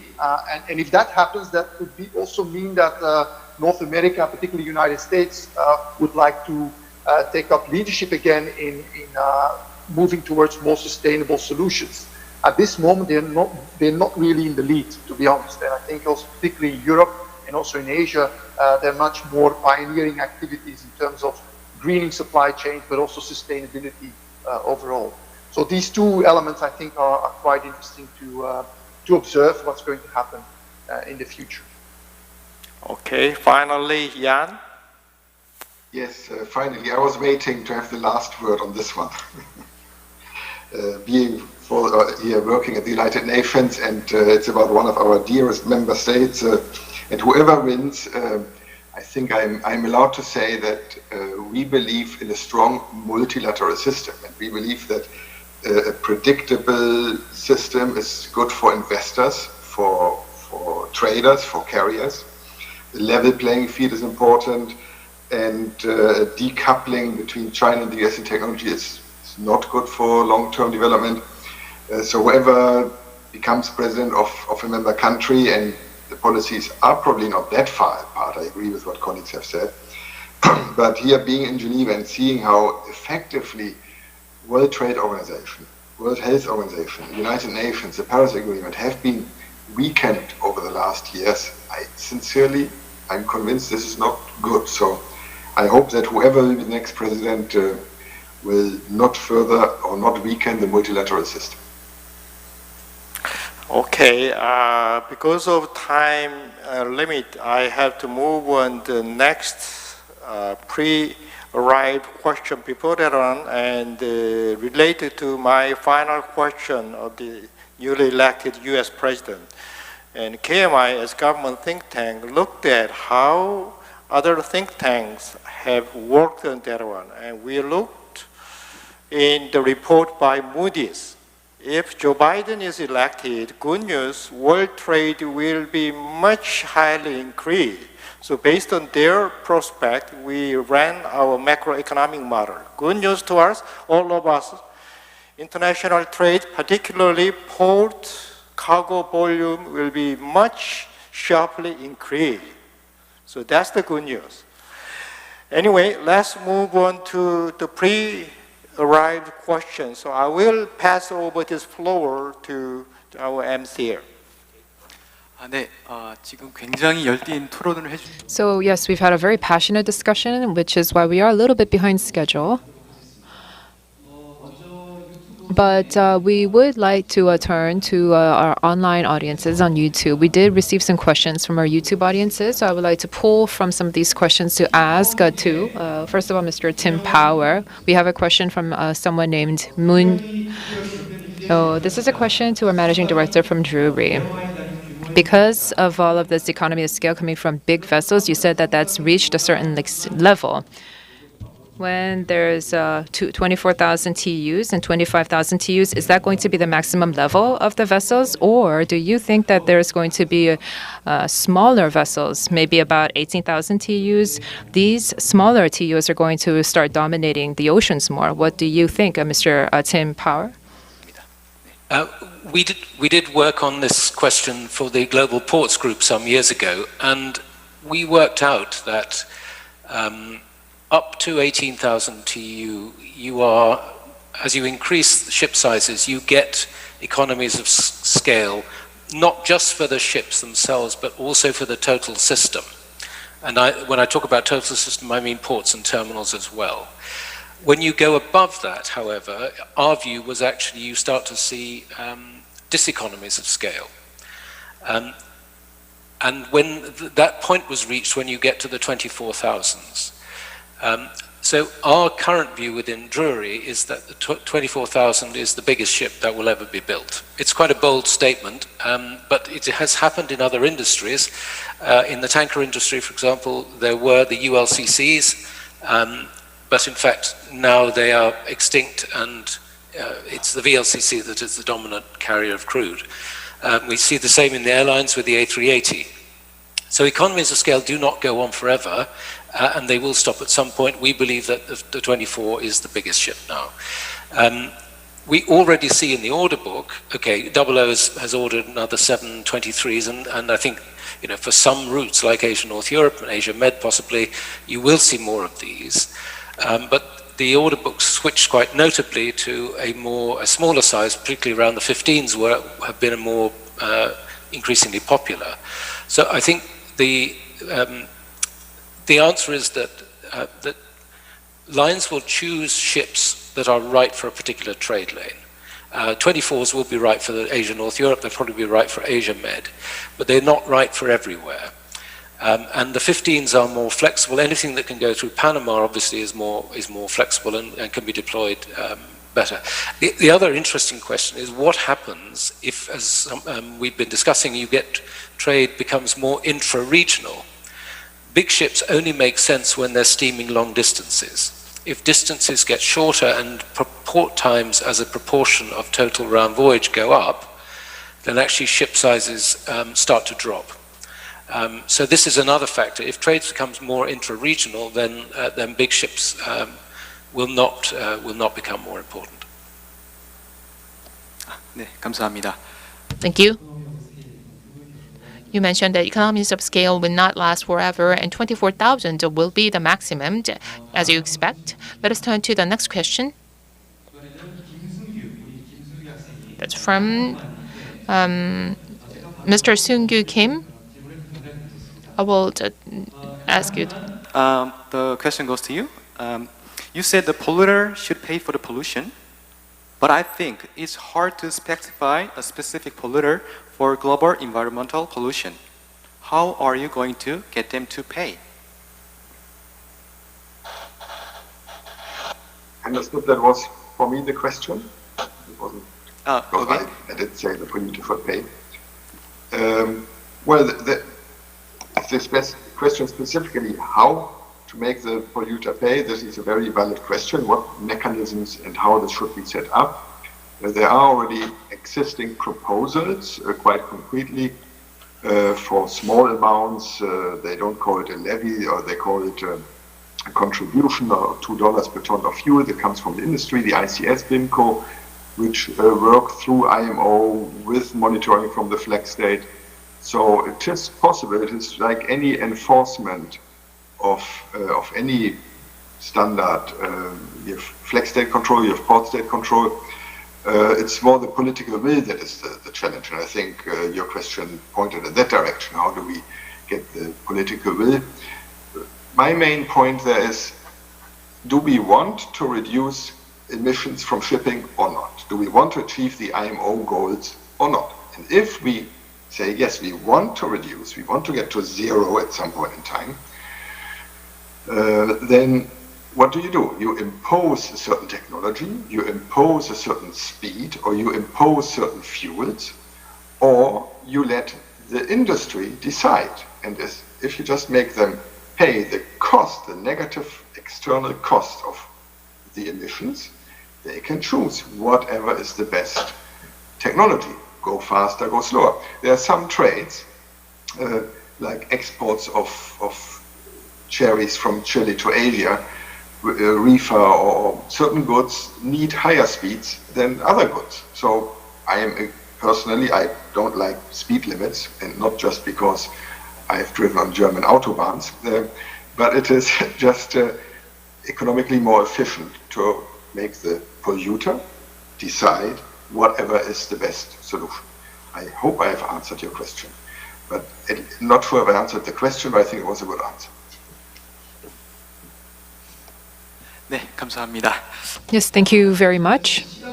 So because we are running low on time, we're going to move a little bit quicker. I think we can take maybe one last question from our online audience. This is from somebody with the screen ID called Bororong. Professor Noteboom, you said that the global e-commerce market has exploded due to the COVID-19, but the global supply chain has been shut down due to the virus. Was the interrupted supply chain able to meet the increased demand for e-commerce? What do you think of it? Yeah, thank you for the question. Indeed, we have seen a huge increase in e-commerce activity, but of course this has been compensated to some extent by a decrease in other types of activities. So it's not like a net increase overall, it's just a shift in how people order products and buy products. The supply chains have managed quite well, although we have seen, of course, some important spikes in the use of certain transportation modes. You've been seeing quite interesting increase in the use of air freight. So the air freight business has been doing very well partly because of the e-commerce boom. But also, I think overall, the maritime supply chains are also more and more adapting to this new reality of e-commerce. We have seen growth in e-commerce before, but in the last couple of months, the increase has been so substantial that you have to adapt to it. And this implies, and my colleague Jean-Paul Rodriguez already referred to it, that the e-commerce players are investing heavily in new facilities. You heard about Amazon increasing its warehousing capacity with 40% in only half a year, basically. But also in Asia, you see it. If you look at Alibaba and their partners, they're also investing heavily in more capacity. And this indeed, as Lars said, led to a sudden increase in flows to some extent, because there's a lot of restocking taking place, a lot of stock build-up in order to be ready also for the Christmas period and what have you. So there has been impact of e-commerce, and the maritime supply chains are now also adapting to these new realities, without, of course, leaving out the air freight business that's also picking up. And even on the Europe-China rail market, you see increased volumes, partly because of e-commerce realities. 네, 답변 감사합니다. Thank you very much for that response. 저희가 Let us turn to the floors for the questions. If you'd like to ask your question in English, then you can ask the question in English, or please specify the language of your choice before you ask a question, and please let us know to whom you are asking the question.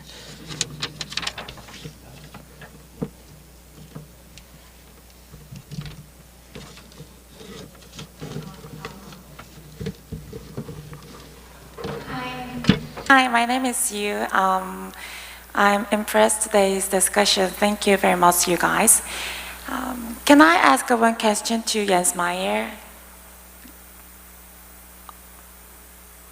My question is, will better decentralization of port help to better manage major crises like corona pandemic? What do you think about it?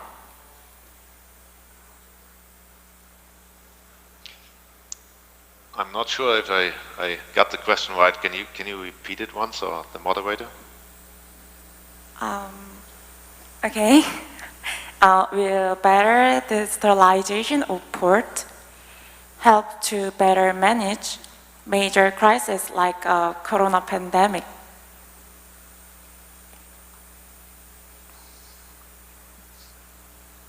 I hope I got your question right. You know, it's my comment was, you know, as a manager of ports or a huge company, you always have to be prepared for crisis or special situations, and it is there's also always a change in the markets. You know, what instruments you can use to manage ports and logistics chains better, and that's the reason why we not use digitization only for managing supply chains. We also use digitization, yes, a simple example, mobile office, but remote control for movable assets in the port, like bridges or locks and so on, and the combination of everything which is available, and train that. And that is key for to be more successful also in crises like COVID and but also other crises. And you know, we did talk today about climate change and their risk resilience management systems you need. And these are the same, you know, from the priority in Hamburg. This kind of things have the same priority. Like changes also in global trade. You know, we will see changes because of elections in the United States, because of pandemics, because of you know, climate change or other unexpected situations.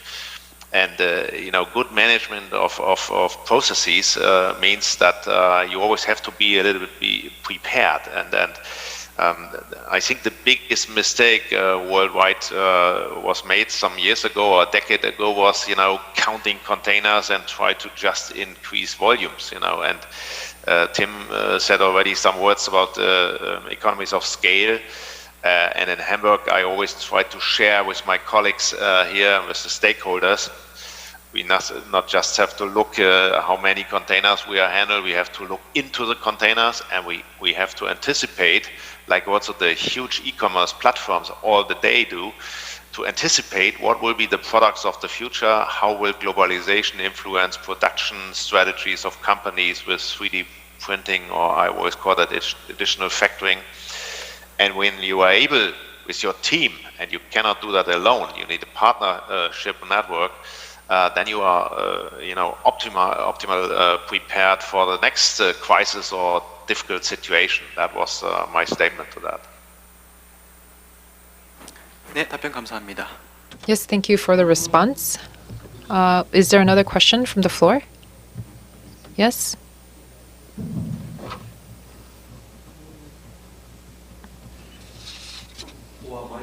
Directs to Tim and Lars.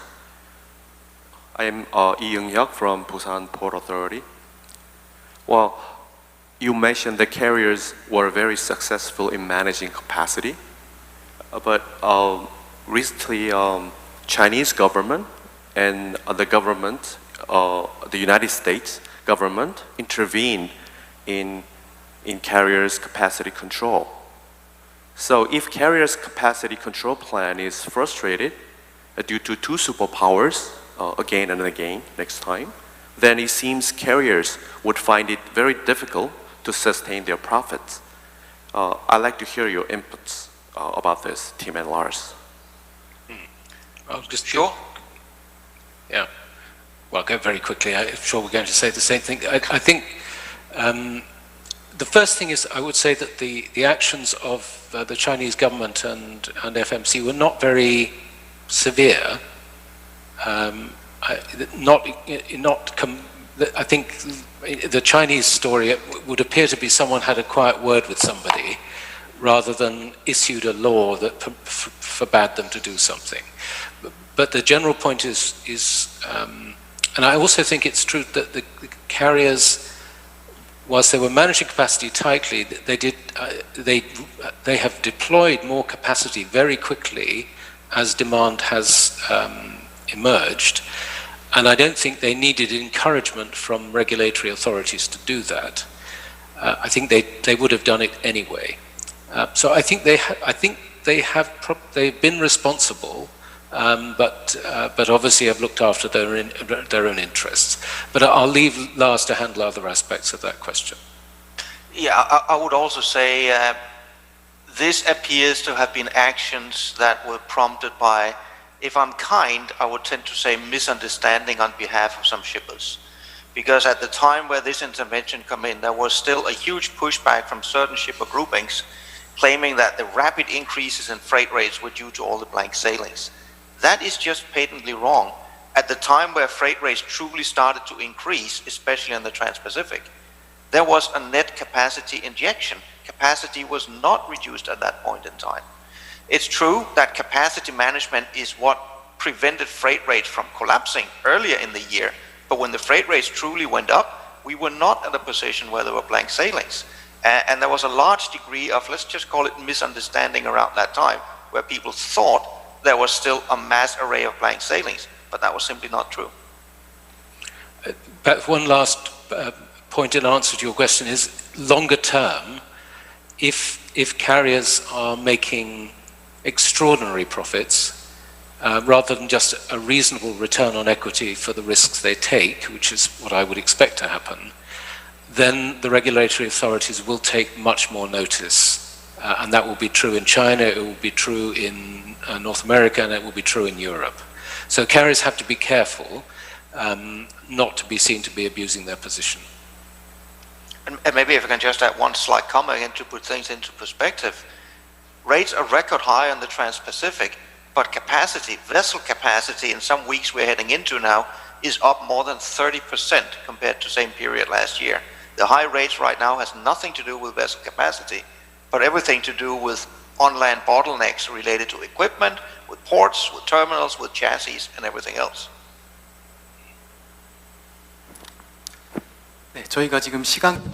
We are already behind the schedule, so we'd like to address one last burning question from the floor.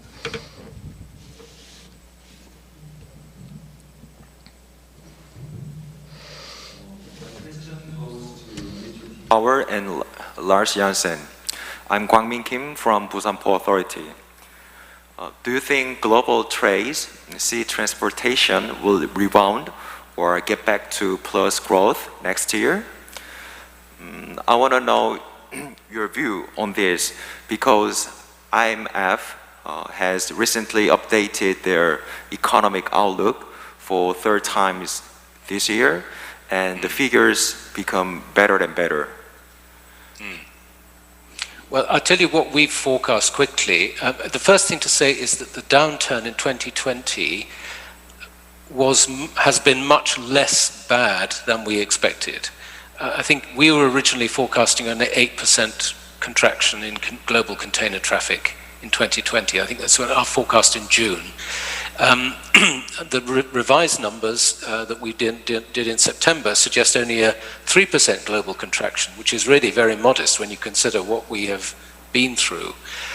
We are saying the latest forecast is for a 7% year-on-year increase in 2021. But of course, with further lockdowns in Europe, I guess that may be a little bit, the situation is clearly very uncertain. But the short answer to your question is yes, much less contraction in 2020 and a bounce in 2021, but around 7%. My view, if you're looking at specifically 2021, I'm going to tell you the same as I've been telling quite a number of investors over the last few weeks. My view on 2021 is I'm not going to give a number for 2021 because from my perspective, that is meaningless. The level of volatility we are looking at, the speed with which the market can both collapse and come back is the major factor for 2021. you need to be prepared for an environment where you might see demand drop 10, 15, 20% from one month to the next. You need to be prepared for a market where you could see a 25% increase from one month to the next. Completely depending on both how the virus plays out, which is entirely unpredictable, and also depending on what kind of stimulus packages and economic salvage packages are governments in different countries going to come up with. None of this is predictable with any degree of accuracy. So predicting with one number for 2021, I honestly don't see to be helpful for any decision-making process. It's much more relevant to look at how do you plan for the parts of the supply chain you're responsible for to be sufficiently flexible and resilient to cope with such swings. Point. YC, can I ask one question to Tim, to the statistics in the context of this question? Yes, please go ahead. Tim, I have seen in Hamburg, because the question was counting containers and throughput at the ports. I have seen during the crisis a lot of containers which were not discharged or unloaded in Hamburg. That means, loaded in China, example, shoes. Yeah? The shops were down. They were traveling around the world twice. They brought the containers to Hamburg. Yeah, the end consumer, the trading company, didn't want to receive the container. They let them travel along. So that's the reason why I always try, keep an eye on statistics. Yeah, we have seen during the crisis, food, it went back and then destroyed and put into rubbish. We have seen shoes, for example. They came twice. They traveled 60 days or 70 days on a vessel, and then the companies get them. We had a lot of them. Do you have any statistics about that? None at all. I think that's absolutely fascinating, and I will pass that on to our research team and see if they can investigate. But that is extraordinary. I guess the sea freight rate must have been cheaper than leaving the boxes stored or in a warehouse. That just proves the point we were making earlier. Yeah, we can share data to that. Maybe I can. Okay, very interesting. Very interesting. Extraordinary. Yes, I think. On this next week, Thursday at 3 p.m. Geneva time, we will launch our next review of maritime transport. And although I fully agree with what Lars and Tim said, that actually we shouldn't produce numbers, there will be one or two numbers in there because we have a projection for this year, which is in line with the numbers we heard. We even have a number forecast for next year's, and then a whole paragraph of subject to and possibly and arrange and so on and so forth. And we had to make a special effort to update our numbers early this week because, same as Tim explained, in the end, when we started making our forecast, it looked much worse than it really in the end turned out. And I think this panel was really fascinating and very helpful to explain all those reasons why for shipping it has not turned out as bad as could have been expected. Other areas, domestic trade, services, many things turned out much worse, but I fully agree, overall the shipping industry ports have really coped very, very well. I think 10 years ago we would not have coped that well. When I say we, I mean feeling part of this, because the system has become more resilient, there has already been more digitalization. We have learned from Hanjin and other bad experiences, so I think overall, it has not been as bad. That doesn't preclude that some of our weaker countries, if we work with landlocked countries in Africa or small island in the Pacific, there have been real challenges because we have only one or two services and they really don't want to receive any humans because they're afraid of the pandemic or there's no coordination at the border, the long waiting trucks. So it's not absolutely rosy everywhere, but in the end it hasn't turned out quite as bad as we expected initially. If I can just add a slight comment on that, because if we think about 2021, let's contemplate three different scenarios and see how that impacts container shipping. Worst case scenario is the pandemic spreads and gets a lot worse. That will likely throw everybody into an even deeper recession. That will be very negative for everyone, including container shipping volumes. Number two, the extremely optimistic one. Let's assume we get the pandemic fully under control. Everybody gets vaccinated within Q1 next year. If that is the case, then very likely consumers will also start spending their money on services again, like they used to. So they will stop buying all the goods. So the best case pandemic scenario is also negative for container shipping volumes, because we will have overshot inventories dramatically. The best scenario for container shipping in 2021 is actually that we stay where we are now. The pandemic is not completely out of control, it's not fully in control either. We have partial lockdowns and people stay at home buying stuff online.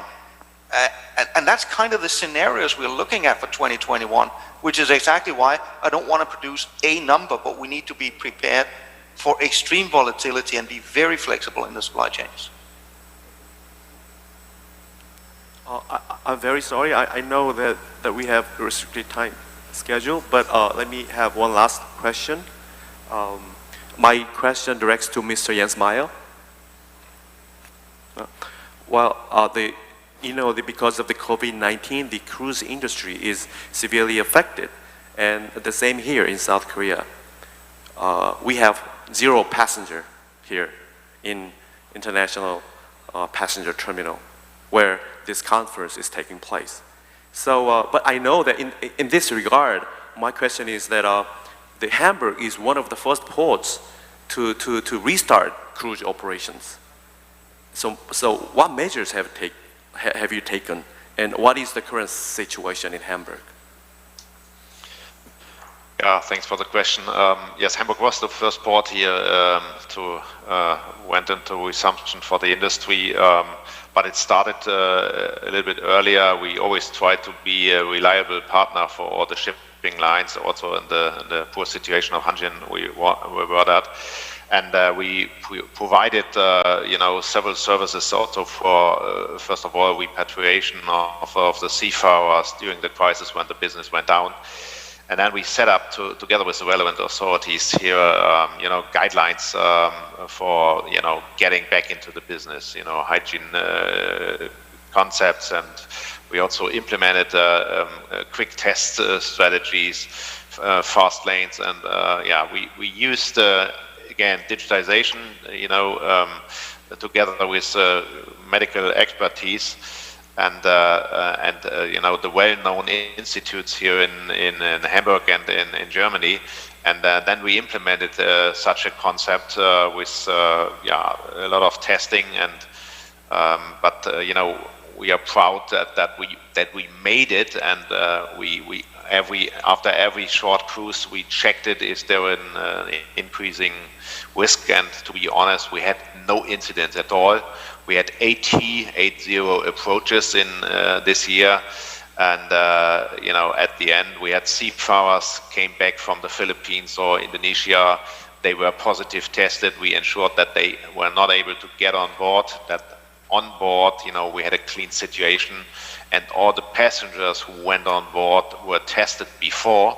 And with the testing of 31,000 people, we had for 3 cruises, for example, 6 positive tests. And these passengers were then not allowed to enter the vessels. So we were able to ensure a safe and secure environment on board of the vessels. And then that was the key factor for success to make it possible. Now we dropped down again for 1 month because the whole country of Germany has a slight lockdown.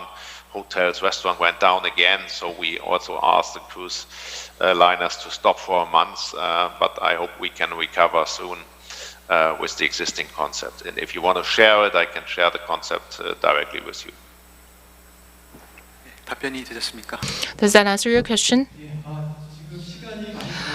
We are seriously behind the schedule, but I'd like to thank all of you for your active and enthusiastic participation in this discussion, as well as the live Q&A session.